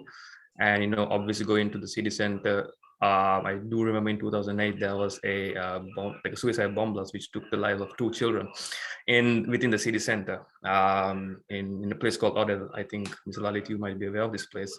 So yeah, really, that's just a very the stress which you get from the risk, the stress which you get by thinking, okay, there's a risk of something like this happening, impacts you. And I see this a lot in Sri Lanka. They went to war, and it has become more the people in Sri Lanka have been more into consumerism. So yeah, there's definitely a correlation between war and consumerism. So you opened up another thread there in sort of saying that war results in consumerism too. So yeah, that's definitely when people are deprived of things, they ended up now creating ways of buying more things. Yes. So what I'm also getting at is to protect a lifestyle of consumerism. Certainly countries getting into war, to protect the ability to create that lifestyle too. So Jan, go ahead, please. You're on mute. Yes. Yeah. Do you hear me now? Yes. Yeah. Yes. I was interested in what you were saying about envy and jealousy. And for me, it comes back a lot to the media, because the media in our society, or a wisdom faith in another society, are defining what the values are. And it comes down to what are our basic values. And if having stuff is the basic value, then we will envy that. But if we live in a different society where, say, someone who has the most to give to that community, like someone who's a healer, whatever, they will have more status than someone who's got more stuff. So to me, the media has so much power in our world. That was all I wanted to say, really, that it's about our basic values that construct that everything else is built upon. Absolutely. And lends to nicely to segues into this person. Have you heard of Ed Bernays? Edward Bernays, anybody? Okay, Edward Bernays was Sigmund Freud's nephew who moved from Austria to United States in the late 1800s I think he was in his late teens. And then he was very close to Sigmund Freud and, wanted to understand how the mind and the brain works. And he wrote a book called Propaganda. And this is what he wrote in it. Conscious and intelligent manipulation of the organized habits and opinions of the masses is an important element of democratic society. And he said, those who manipulate this unseen mechanism of society constitute an invisible government, which is true ruling power over a country. We are governed, our minds are molded, our tastes are formed, and our ideas suggested largely by men we have never heard of. And this is what happens, right? And it is they who pull the wires that control the public mind. So when I read this book, I'm going, wow, this is it, right?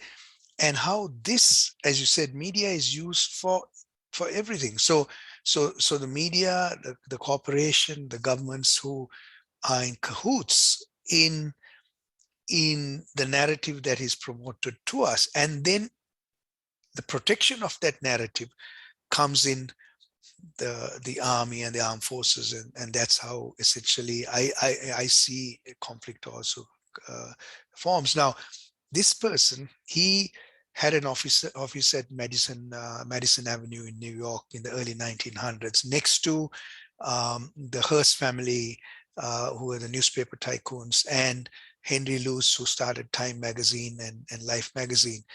And if you just Google their names and see how they kind of played together to feed into creating a consumerist nation, or as United States was starting to produce now.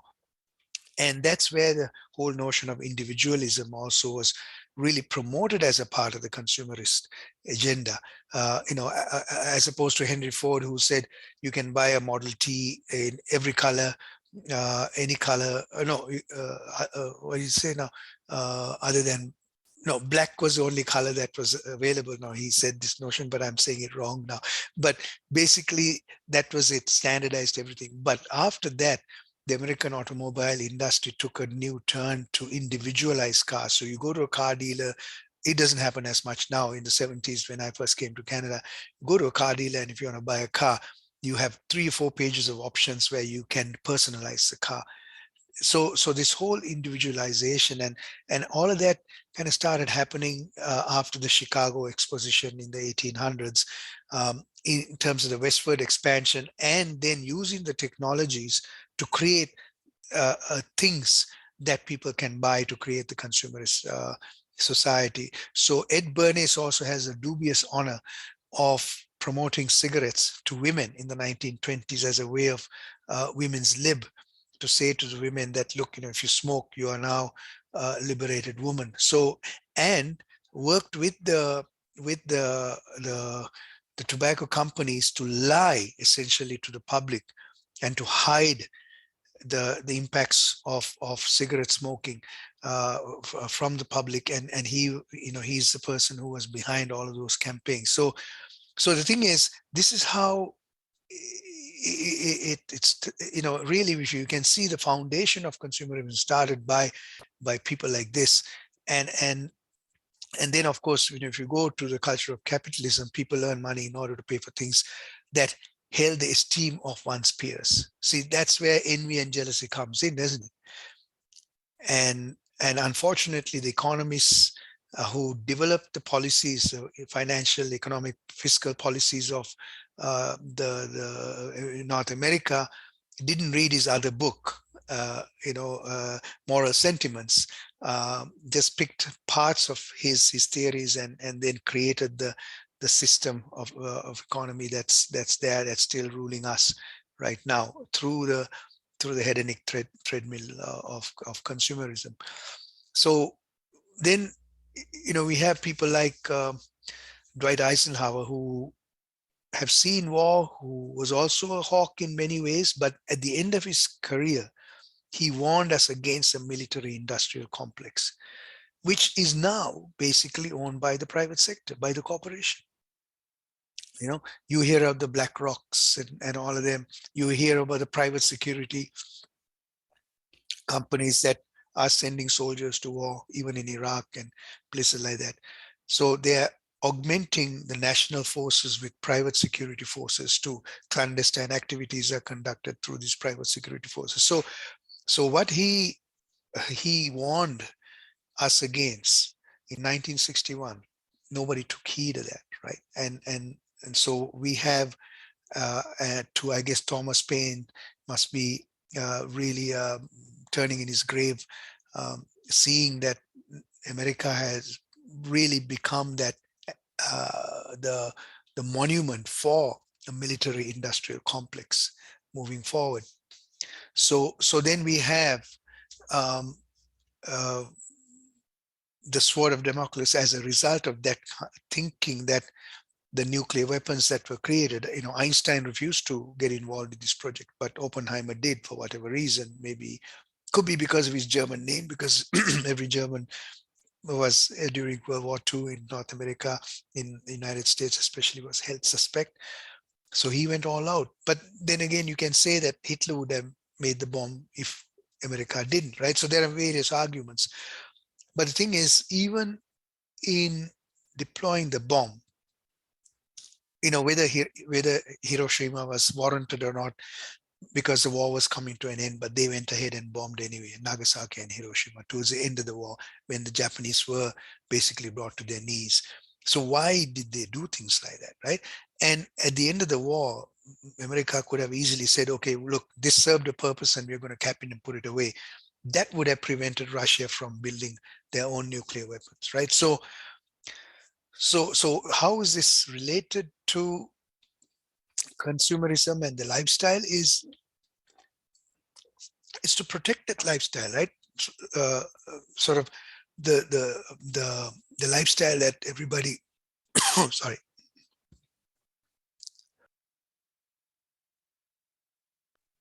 American way of life that the presidents Obama and them, you know, as I said earlier, talk about and celebrate, is really protected by the military industrial complex, right? So that's what we have to point a finger at, because it's the elephant in the room in many places. Now I go to work conferences and public events and I talk about this and there's silence, and nobody wants to answer this. There was a former Australian Prime Minister there at a conference on sustainability and peace in Ottawa a few years ago, and I brought the word military industrial complex, and everybody was kind of going, oh my God, you know, he brought that word in, and he I can't remember his I think Downer, or I can't remember his who he was now. He just ignored that question completely and he talked around it, and about 2 or 3 people came up to me and said, man, you were brave to ask that question.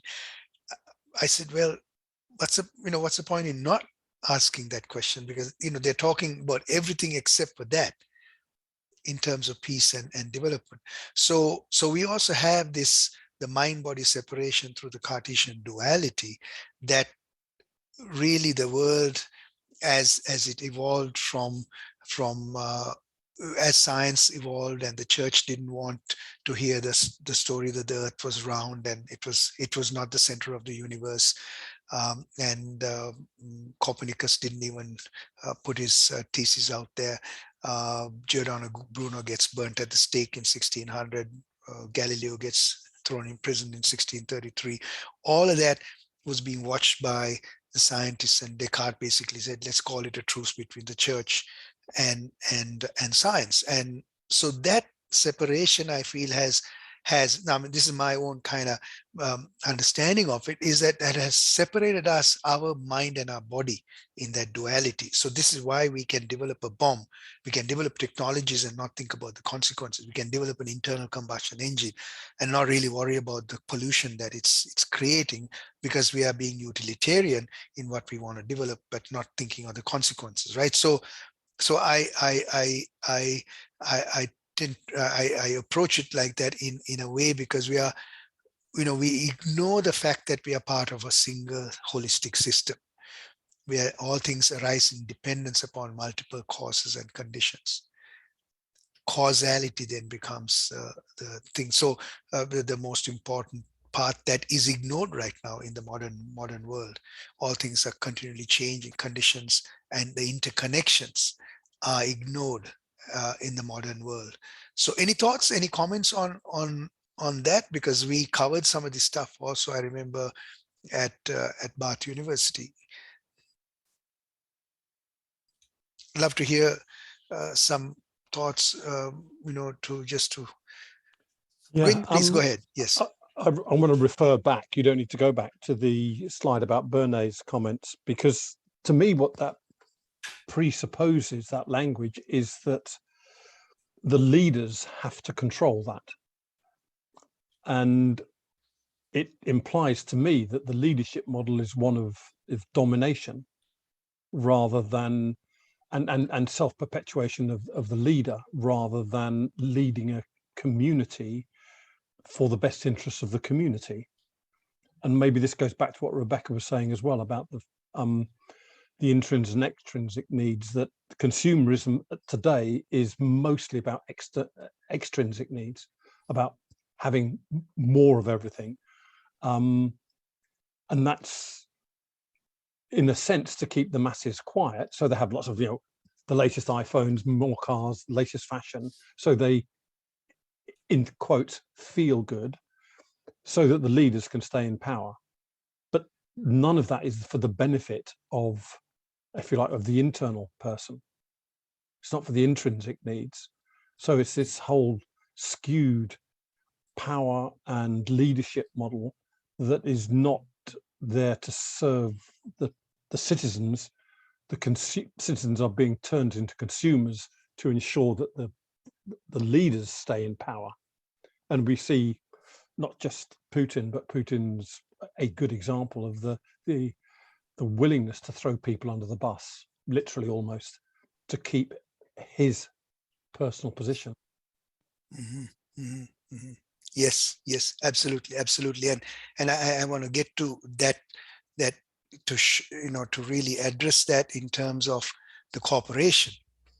Right? And this is again another elephant in the room that many of us don't really think about, is the license, the limited license to operate a company. And I've had a corporation. I've incorporated my first company when I was 25 years old. And since then I've had companies, and we know the privileges that we have as a result of that corporation. I go to the accountant after a good year and the accountant says, okay, where do you want to hide the money? That's the norm, right? That's accepted.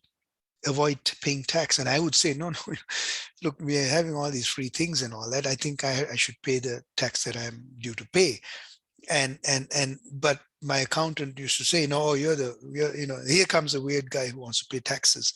So the thing is, it is an individual artificial form. It was first formed by the VOC, the Dutch, and then the British East India Company created the corporation, so it can bring a number of people to invest in a corporation, to buy a ship and then sail it and bring, but their liability was limited by the amount of money that they invested in that venture, right? No matter what happens. So that limited liability gives you certain impunities, So, but it has huge privileges, gives us privileges and political rights and powers, and you're creating a corporation that is a person, but it's immortal.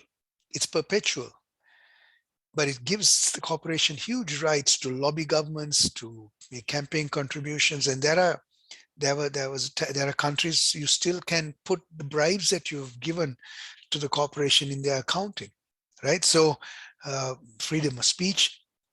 And then so this corporation, limited liability corporation, which really came out to the world through the British Empire at the time, then in North America took further steps to create a corporation where its sole objective is to make profit for the stockholders. So everything else outside that comes as a personal responsibility. It's optional for a head of a corporation, for an owner of a business, owner of a corporation, to do the right thing by the environment, by society and all that too, except for the rules and regulations that will limit some of these privileges. But we know that those rules and regulations are constantly flouted. I don't know whether you saw the movie Dark Waters recently about check that movie out. It's a fascinating movie about DuPont poisoning people knowingly and carrying on with business by paying politicians off and influencing politicians. I just saw a documentary on Boeing knowingly, 737 Max. I think we all know about it because it's recent, but it's the system called the MCAS system, which they put on the plane to control, because they couldn't compete with Airbus, so they had to go to the same old 737 platform and modernize it, put more powerful engines on it. Because of the more power of the engine, and it was a bit more back heavier, the plane was prone to stall on takeoff. So they had installed a system to sense the stalling, the angle, and then automatically push the nose down. So they installed this system and started selling these planes by the thousands, because it was now cheaper, because they also said, look, you guys are all trained at 737, nothing's different in this plane. So pilots don't have to go through retraining for a new plane, which is a huge cost. So everybody jumped from Airbus to Boeing. But the plane would have been much more expensive if they had to now retrain the pilots. So they hid the fact that this MCAS system was there from the pilots. So when the first crash happened, Lion Air crash happened, the pilots didn't even know why the plane was being shoved downwards.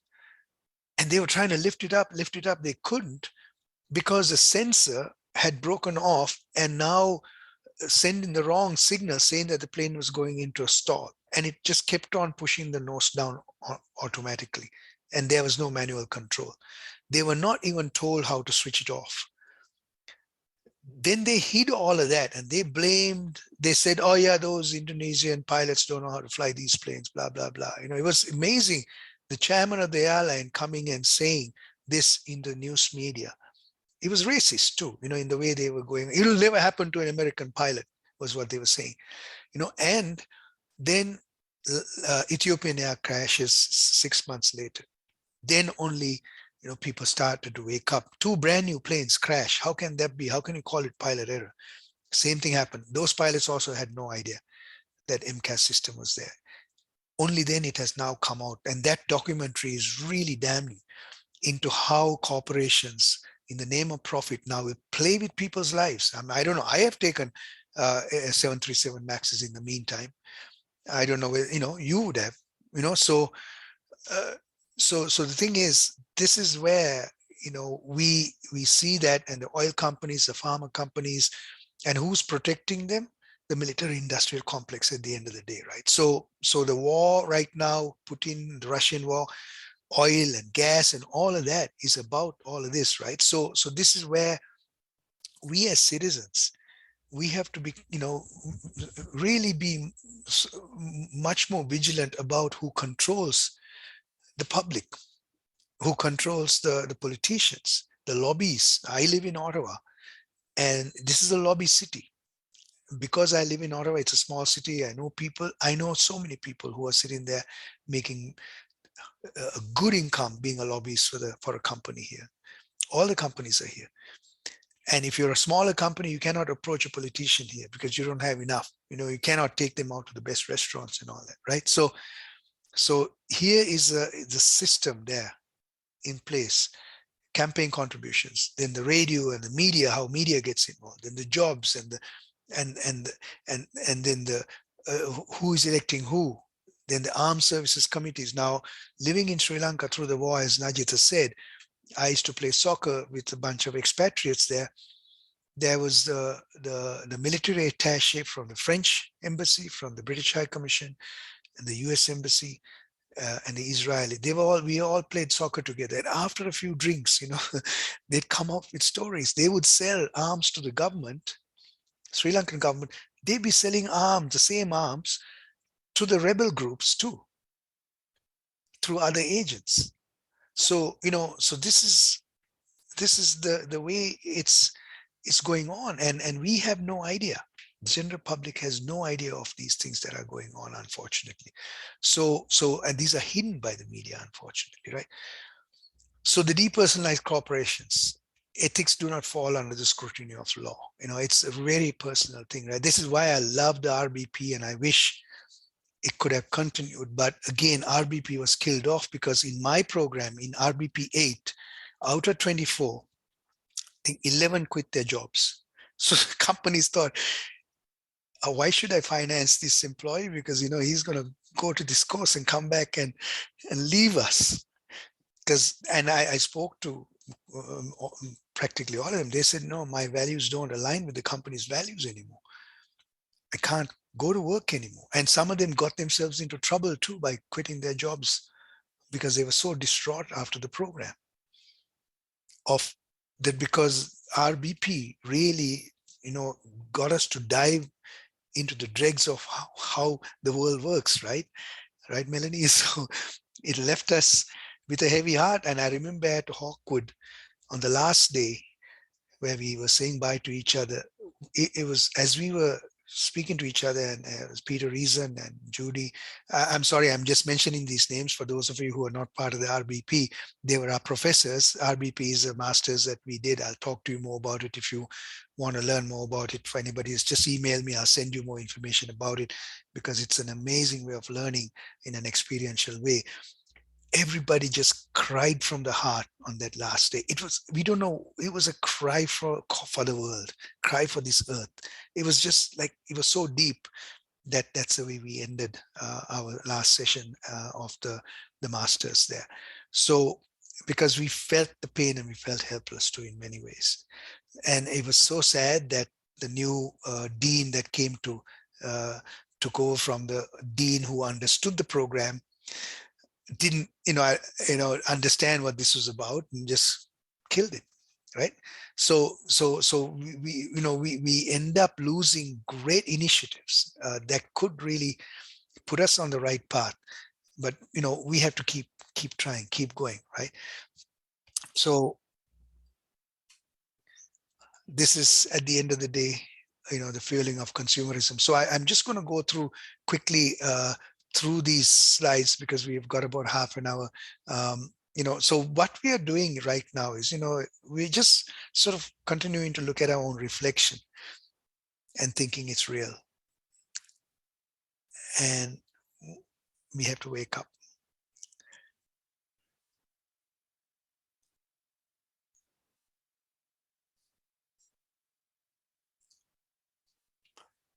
So the other thing to acknowledge then is, I want to now slowly move away from there to the person, the individual person, because I want to sort of finish off with what I can do, what you're doing. And first of all, we have to, when I work with people, I say, I have to first fix myself. I have to find ways of finding that inner balance myself before I can point fingers at others. So that's the journey that I am on, and I'm trying my best to do. And I know that we are walking contradictions. We are, the more I meditate, the more I realize, it's amazing, all of these things that come up in terms of, so the violent nature in me, in my reptilian nature, is very real. For survival, it's there. How do I temper that? How do I manage myself through difficult situations without becoming violent? But that tendency is there to lose my temper and go at it, right? And these are some of the questions that we can ponder on. So do you think, again, so I'm going to stop here and just sort of get some participation from you, some inputs, some thoughts from you. Is it possible to balance consumerism with the individual values for respect and integrity? Would the inner conflict of the mind fuel outer conflict of war? Can you think of some examples? Would inner peace create a peaceful world? Just to guide this conversation, I'd love to hear from you now as we move on towards the end of this session.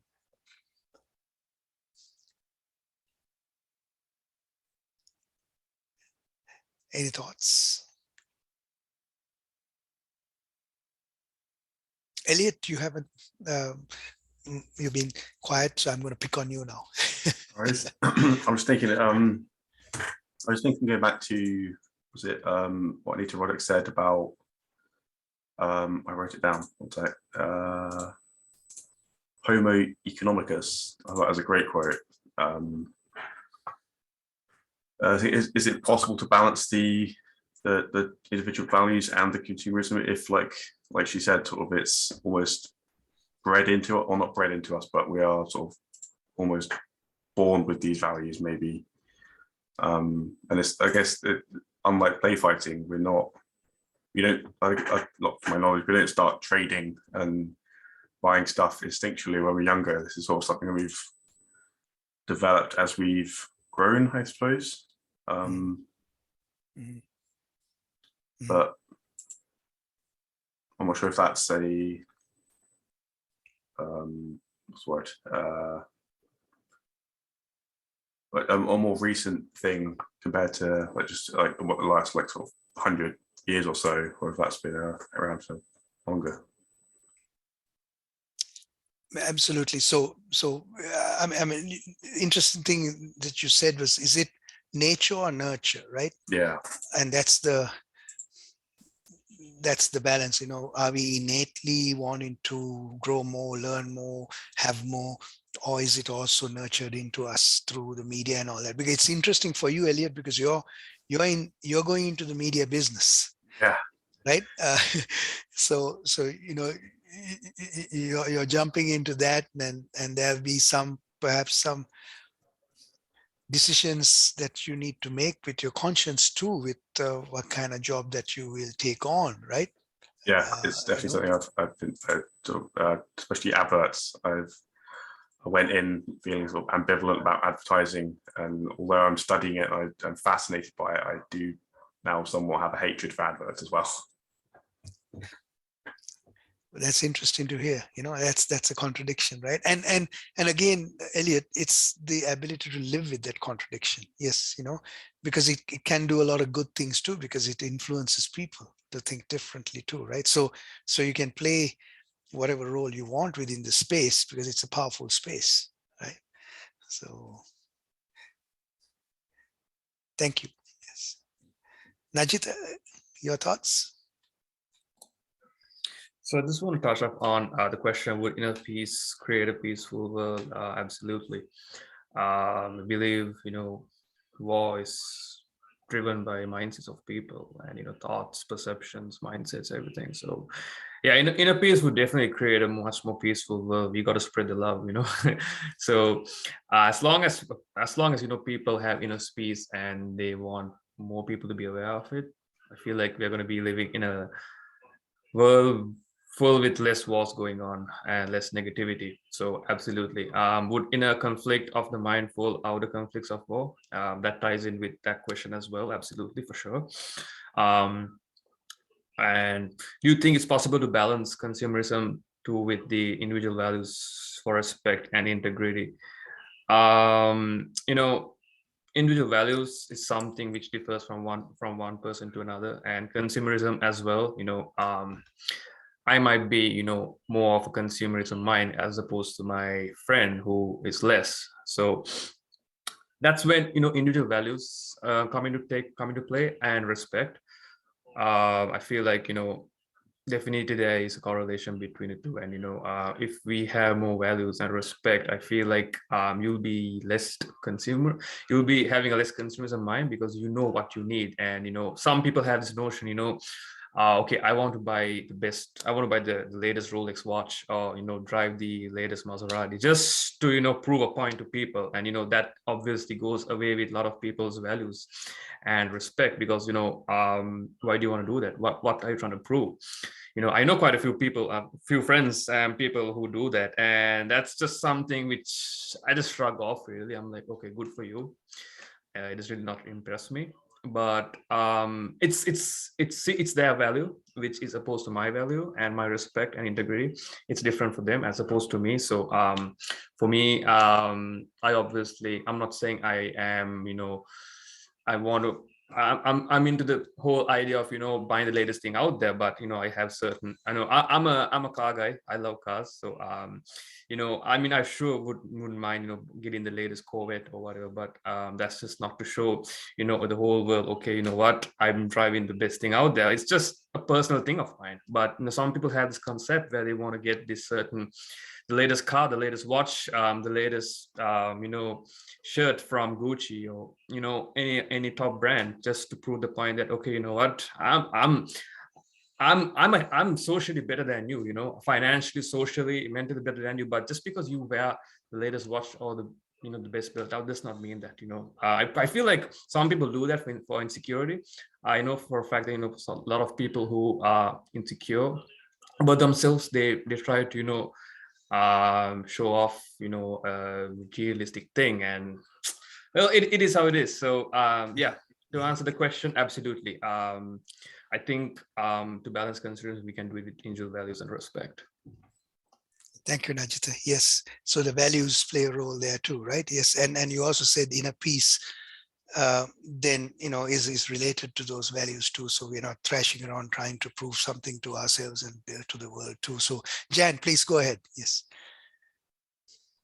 Yes, with the first question, is it possible to balance consumerism with individual values for respect and integrity? I don't feel it's possible when we have consumer goods coming from so far away and they're so very complex, because we cannot respect the earth and respect the people who've gone into making it, because it's so complicated. We can never know how those people lived who mined that tiny precious metal that's gone into it. I think the only way we can do that is to have bioregionalism, where we are providing goods within our bioregion, and we can have some chance of knowing someone or knowing someone who knows someone who has produced those goods. So we could have consumerism where you've got a load of basket makers and someone makes the best baskets, and we could still have our status from buying the best baskets, but it would respect the earth and respect the workers. But I think when the world is so very complex and we have so many materials flying around, we cannot consume with respect and integrity, because we can't know the implications of what we're buying. Absolutely, good point, Jan. And we're also talking about huge vested interests that are now running the wheels of the game, right? And that's where, you know, you step in the way of that, you're going to get run over. So how, and the thing is, how do we do this? And I think that's where people power, and especially youth now, what's happening in Sri Lanka, for instance, is a great example of youth have taken to the streets, basically saying, no, we're not going to take this anymore from you politicians, and for you to rob the country with greed and create a system that's not equitable and all that too. And I really think that's what, if that is done persistently, the people in power also cannot violently suppress those dissenters. Like Anita Roddick said, dissent is one of the most important processes that we have to protect to be able to dissent. And right now, unfortunately, in many of our countries, anybody who's dissenting is looked upon as a terrorist, which is not a good sign. You know, so Gwyn, please go ahead. Yes, I just want to build on what Jan was saying there, because I think there's another angle to that, and that is that, which is sort of implicit almost in what Jan's saying as well, is that there's nothing wrong with buying stuff. There's nothing, we need stuff. Scale is an issue, you know, when we go beyond what we need and we start consuming in a way that, well, when we consume, we deplete the planet's resources in some way. If we do it slowly and in balance, then nature can regrow those resources or clean the air, clean the water. It's when we get out of balance. And that's not a question of numbers of people, it's a question of mindset, I believe. So if we always want more, no matter how many people on the planet, they will always tend to live unsustainably, because they'll always want more than they need. So while we are blind to the impact of those choices about buying, we will just think it's an innocent thing to do, a harmless thing to do, because as Jan says, not only aren't we seeing the relation of the people that made those products and the joy and the beauty and this craft, we also don't see the damage that it's doing to society and to the planet. And for most people, that level of consciousness is enough to make people suddenly realize, actually, we can borrow clothes, we can swap clothes, we can buy secondhand clothes. We're quite happy to confront the social stigma because we're not prepared to live with the damage that buying new stuff, always buying new stuff, creates. So I think localism, I think Jan brought up a good point there. Localism is really important, and the community, but also, you know, we must be conscious of the damage our choices are doing, because as an animal, we are not designed, we are built to just consume. There's this theory that says, you know, we are just a tube. We have an input and we have an output, and basically we take stuff in, we extract the nutrients we want, and then we get rid of the rest. In nature, the rest is picked up by another animal or plant. So we've got this, we don't know what enough is as a dumb animal, but we are not dumb animals.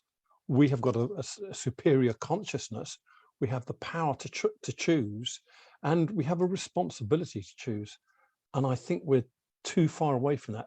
To go back to your very first question, have we got hope? I've got hope, because when I talk with people like Elliot and the other students and graduates that work with us, I realize they're rejecting all the norms that I grew up with. They're not accepting that we should just consume, that we should just have everything new, that we should just be able to act without consequence.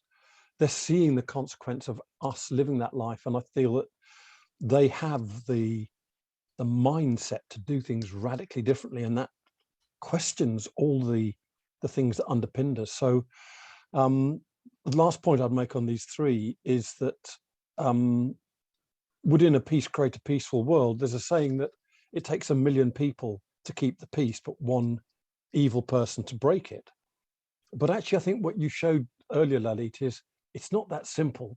Putin did not start the war as a series of events that he perceived, the story that he created, as Gary said at the beginning. He was just the last in a long line of people that made decisions that meant the war was inevitable.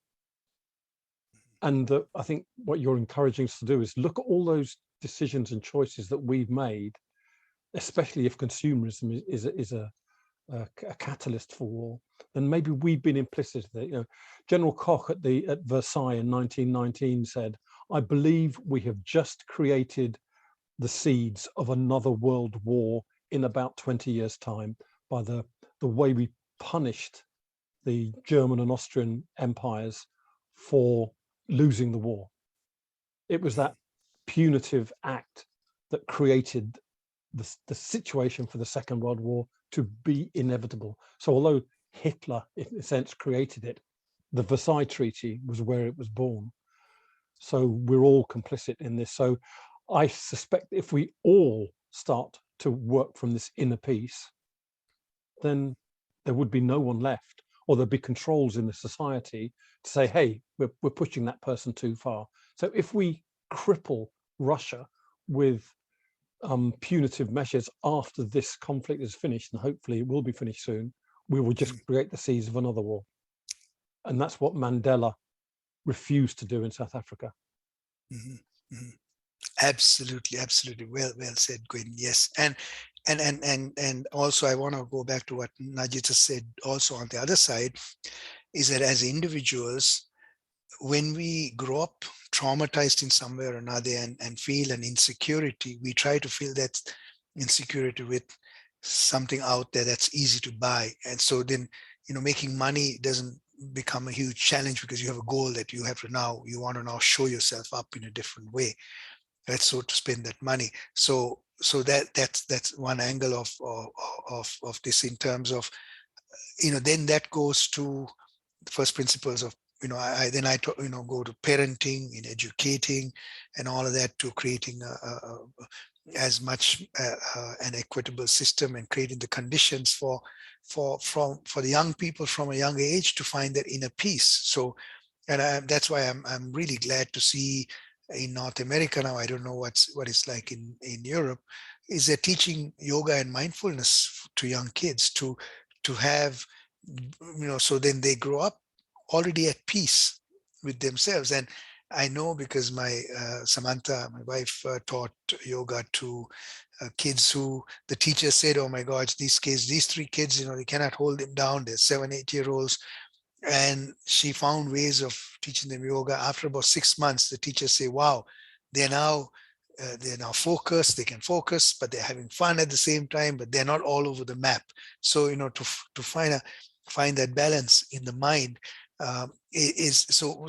What I'm getting at is we can find that balance in mind. So if we go back to, say, Donald Trump's childhood or Putin's childhood, we will find perhaps that they were traumatized at a young age, to really be relentless in the pursuit of their power, to prove something to somebody else.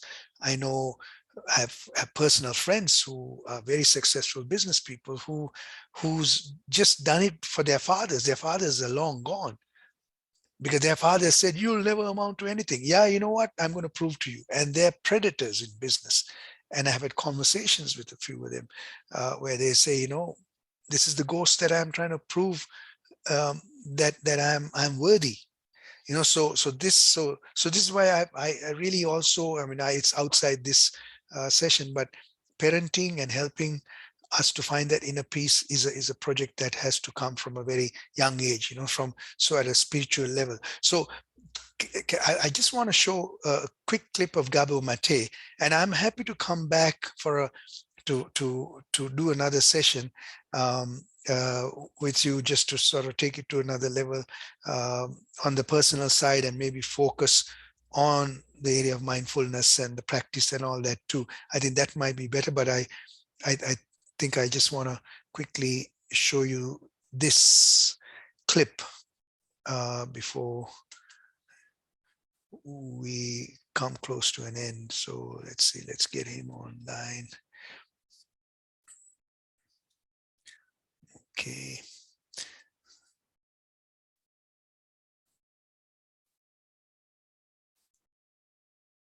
Press the right buttons, it's there. Okay.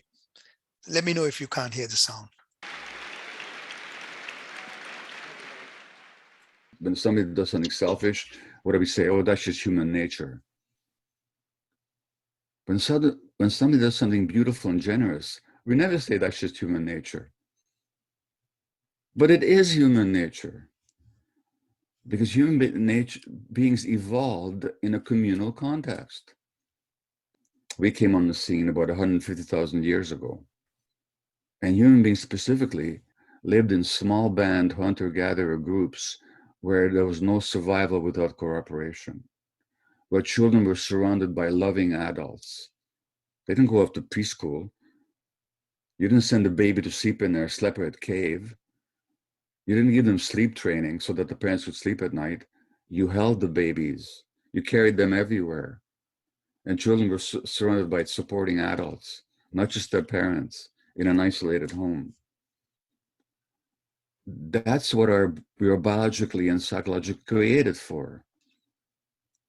With civilization, those conditions were destroyed. So the more civilized we become, the more further away from our own nature we've traveled. And that's the insanity of our culture, is that it entrenches and celebrates and makes normal the abnormality of child rearing and the abnormality of human relationships. Because we have certain needs. What's it like for you when you walk into a grocery store to buy a stick of chewing gum or a pack of chewing gum, and you say hi to the clerk? I'm talking before COVID days, when you could still see people smile. And you say hi. How are you? And they give you a sullen look and they grunt and they say, and they shove the product at you. What do you feel? You feel like you've been assaulted. Why?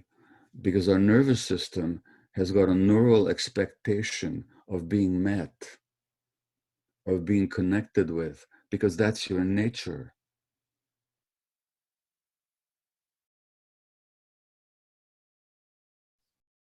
And I took a clip from Dr. Gabo Mate. Is an amazing physician. He works a lot with homeless people. He goes back into the history of the individual in the disease that arises. So he works a lot with autoimmune disease. His book is called When the Body Says No. Fascinating book. And you know, I'm kind of connecting all these different dots from different areas, you know, from medicine, from yes, Gwyn, yes, you can listen to him all that, absolutely. Different areas. So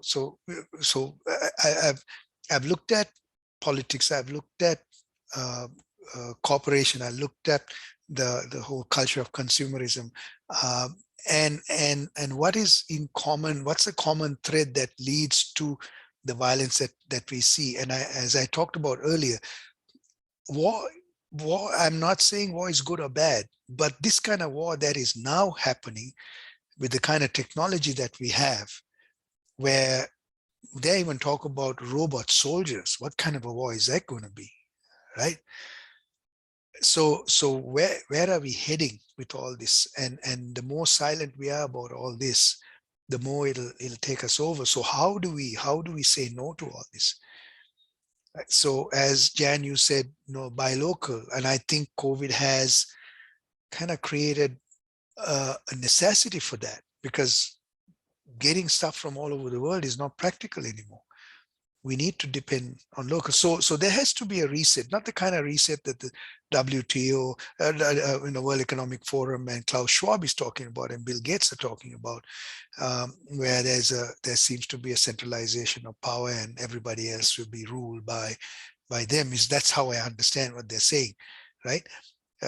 So where do we have? How can we live in dignity ourselves, where we can make decisions, we can make informed decisions about things and carry on, but also we can influence some of these things that are affecting us. So you know, the rest of the session I was going to focus on sort of going inward, in terms of a mindfulness practice, and what that could look like, was what my plan was. But I'm happy to meet again to kind of have a second session with you all, to kind of then bring it home to a practice, because I believe that, you know, charity begins at home. It all begins here. When I finally find peace here, I'll be at peace with my neighbor. And I'm on that quest. I haven't still found that peace. So what we are seeking is we want to be content and at peace, and find that equanimity as the storms swirl around us. And if we can find that space, then we are in a good position. That's my personal inquiry, that's my personal journey. So now, before ending, I'd love to, and my apologies once again for not being able to finish it properly, but as I said, you know, I love to create an inquiring sort of a co-inquiry with everybody's contributions. So then you know, you don't know how the time will go. So because I want to honor everybody's voices too. So let me call on Melanie and Steve, just to, you know, give a few thoughts about how this went, and whether there's anything that I could do to improve the kind of way I presented this. Am I catching you off guard? Absolutely, but no problem with that. There is, I mean, what really instantly comes to mind for me is that one of the innate needs in humans does tend to be inclusion to a greater or lesser degree in different individuals, but we all have this sort of need to belong, and it drives a lot of things. And I think that's one of the things that we're controlled with, you know, that need to belong, both by organizations and by politicians and, you know, commercial interests. You know, it starts at a very early age with children. You know, they can't be included unless they've got the latest iPhone, or, you know, they're ostracized because they're wearing the wrong clothes or whatever. So the point I'm getting to about today is that it's really reminded me that it's very difficult to stand out and to do things differently or to say things differently. And even, you know, it doesn't even get that much easier the older you get. It does get easier, but it's not that much easier. So it's reminded me very much that even if you don't move forward, having a discussion in a group like this, it really matters to me, because it gives me strength and it makes me feel included with a group of people such as yourselves. And of course, you know, we keep on about the RBP, that's one such group. And, you know, I have conversations with Rebecca, thank goodness, because, you know, kindred spirit. And those conversations are so important, even if we don't feel we get anywhere with them that's fixed it. Gives you hope. Gives you hope. And yeah, so my hope score goes up, which is a nice one. But I think also that that's very important in terms of inner peace, because we will be on our own and going out and saying. And I still don't understand why, if you asked almost anybody in the street, would you like war or peace? They would say, I'd like peace. So why do our leaders keep taking us to war? Yes, you've answered some of those questions, you know. But in terms of how it went, you know, what a huge subject, you know, what more can we do but talk about it and listen to one another and maybe not always agree. It's okay to disagree. Yeah. Yes. Yes. Absolutely. Thank you, Melanie. Yes. Agreeing what you're saying, but I just would love to be able to change things so that we all saw the lights and could move forward in that direction. But this reading and hearing so much more what the politicians are up to in their own country, for instance, and did they slide? So many of them. Obviously, there are some good ones. How can you tell the good ones from the bad ones? The bad ones are so good at making themselves look good. I don't know how you trust these people. Absolutely.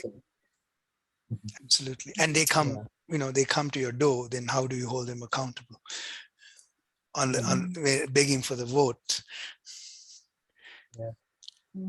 Right. But going back to the idea of there being groups of people, I'm thinking, well, I spent some very formative years in Northern Ireland, and you know, it was very noticeable that, you know, when a group of women, and it doesn't matter whether they were women or men, the point was that they did it and they cared.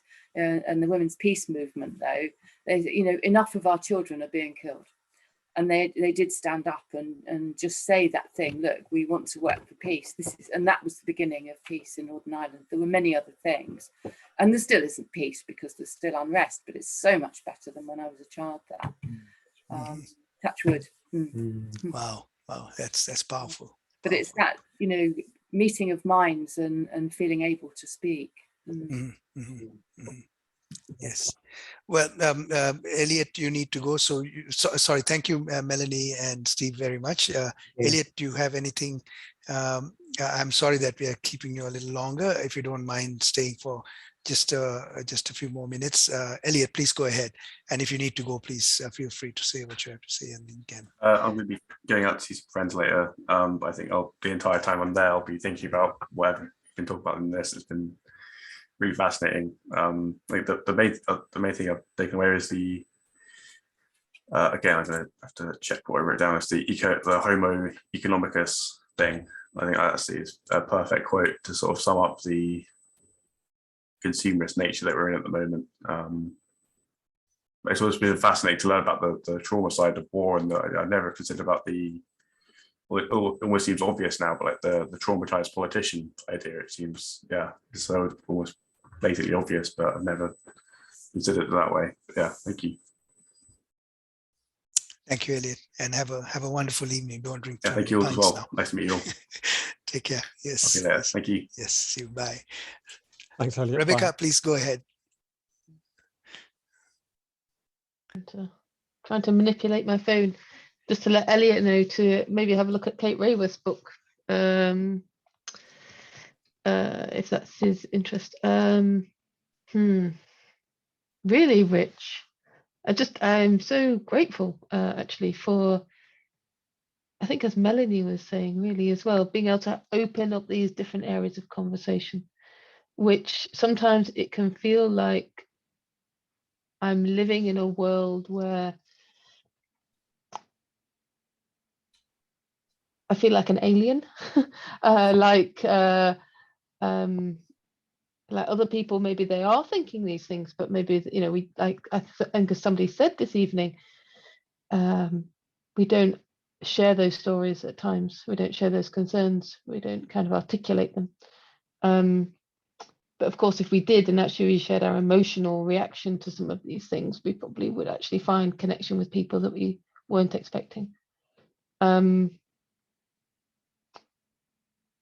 Yeah, in terms of, I really love the format, actually, these exploratory questions, and that we weren't necessarily held to them in a very rigid way at times. You know, actually, I'm part of a group that sort of practices Boehm dialogue, as in David Boehm, and so, you know, that conversation just flows and you've no idea where it's going to go. And so I've really appreciated that. So yeah, before I ramble anymore, just really grateful. And if you do run another session, I'd love to join. Thank you, Rebecca. Yes, I'd love to hear you ramble some more, but you're probably waiting for. Well, I'm sure you had supper already, but anyway, I'm also sensing you haven't. It's okay. So let's do this.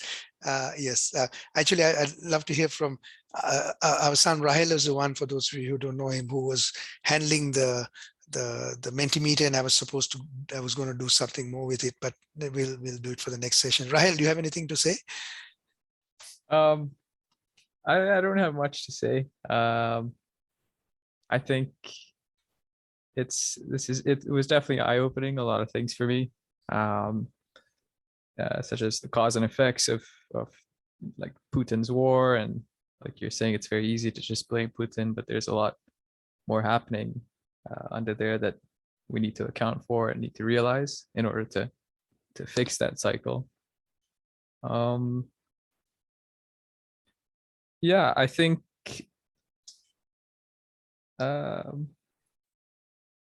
yeah, I don't know what else I was gonna say.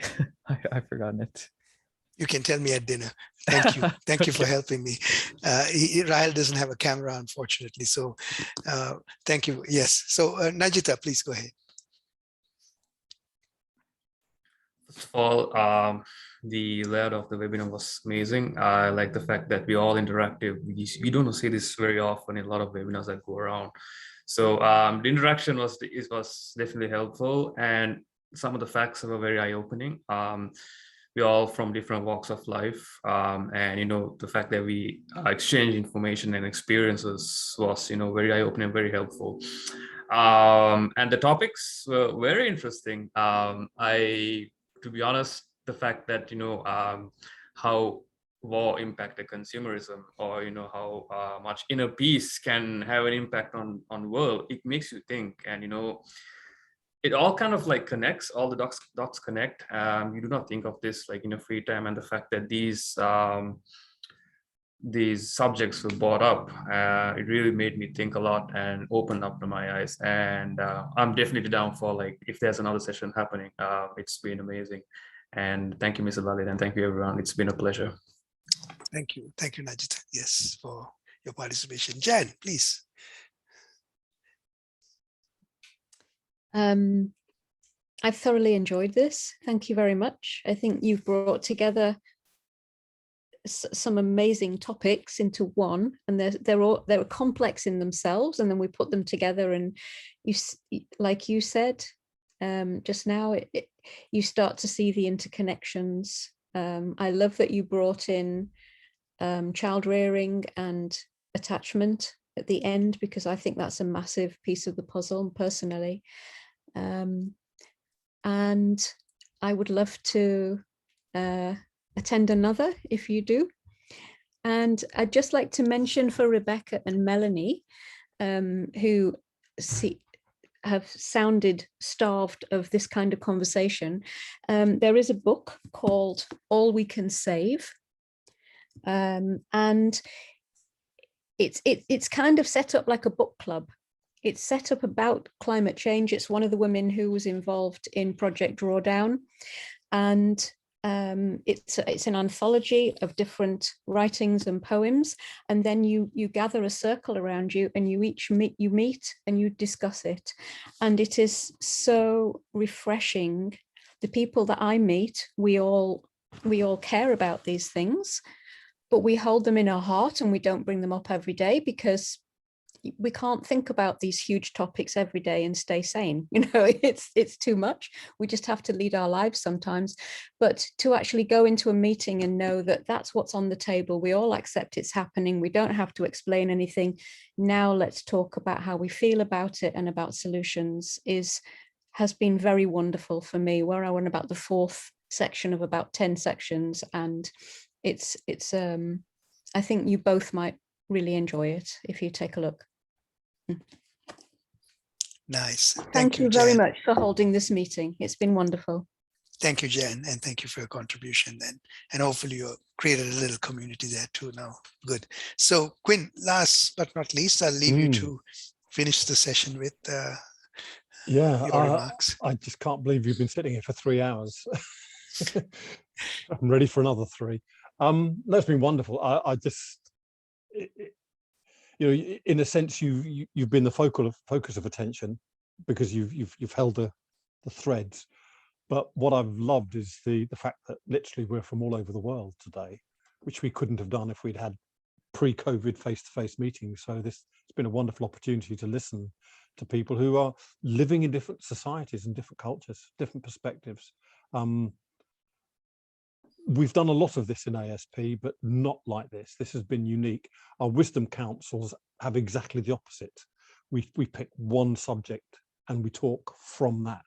Whereas this is, you brought in, I wouldn't say everything, but brought in so many different interconnected things and allowed us to explore those connections in this massive tour de force, which has just touched on the surface of so many things, but allowed us to see patterns and relationships that otherwise we wouldn't have done. So you know, I hope we do have more sessions like this. Sounds like there is a hunger for it, because they, you know, in the way that the wisdom councils balance the board meetings by having this lack of need to make decisions, just to listen and to respect the silent voices. This has been almost exactly the opposite, where we've allowed to cover so many things and leave us with a hunger for,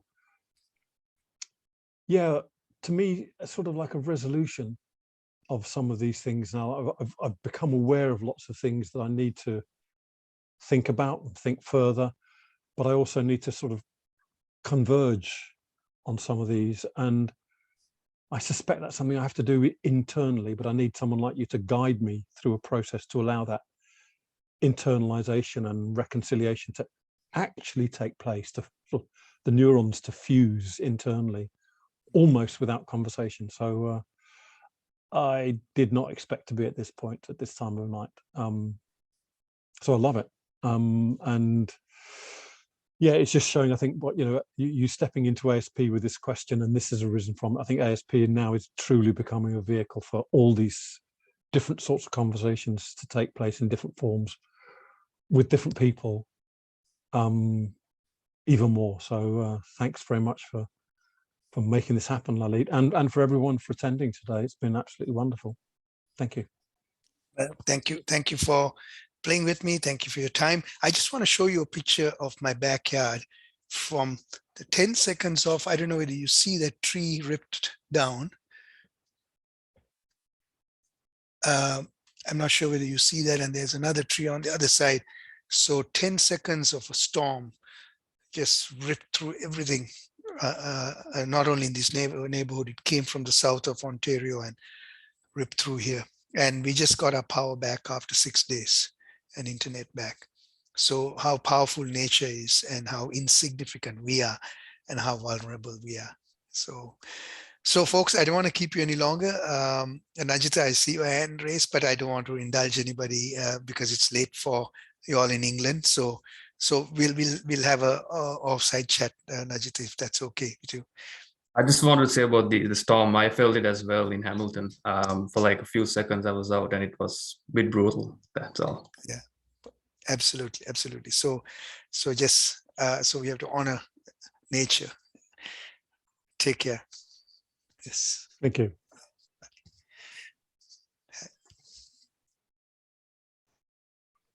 Thank you. Bye.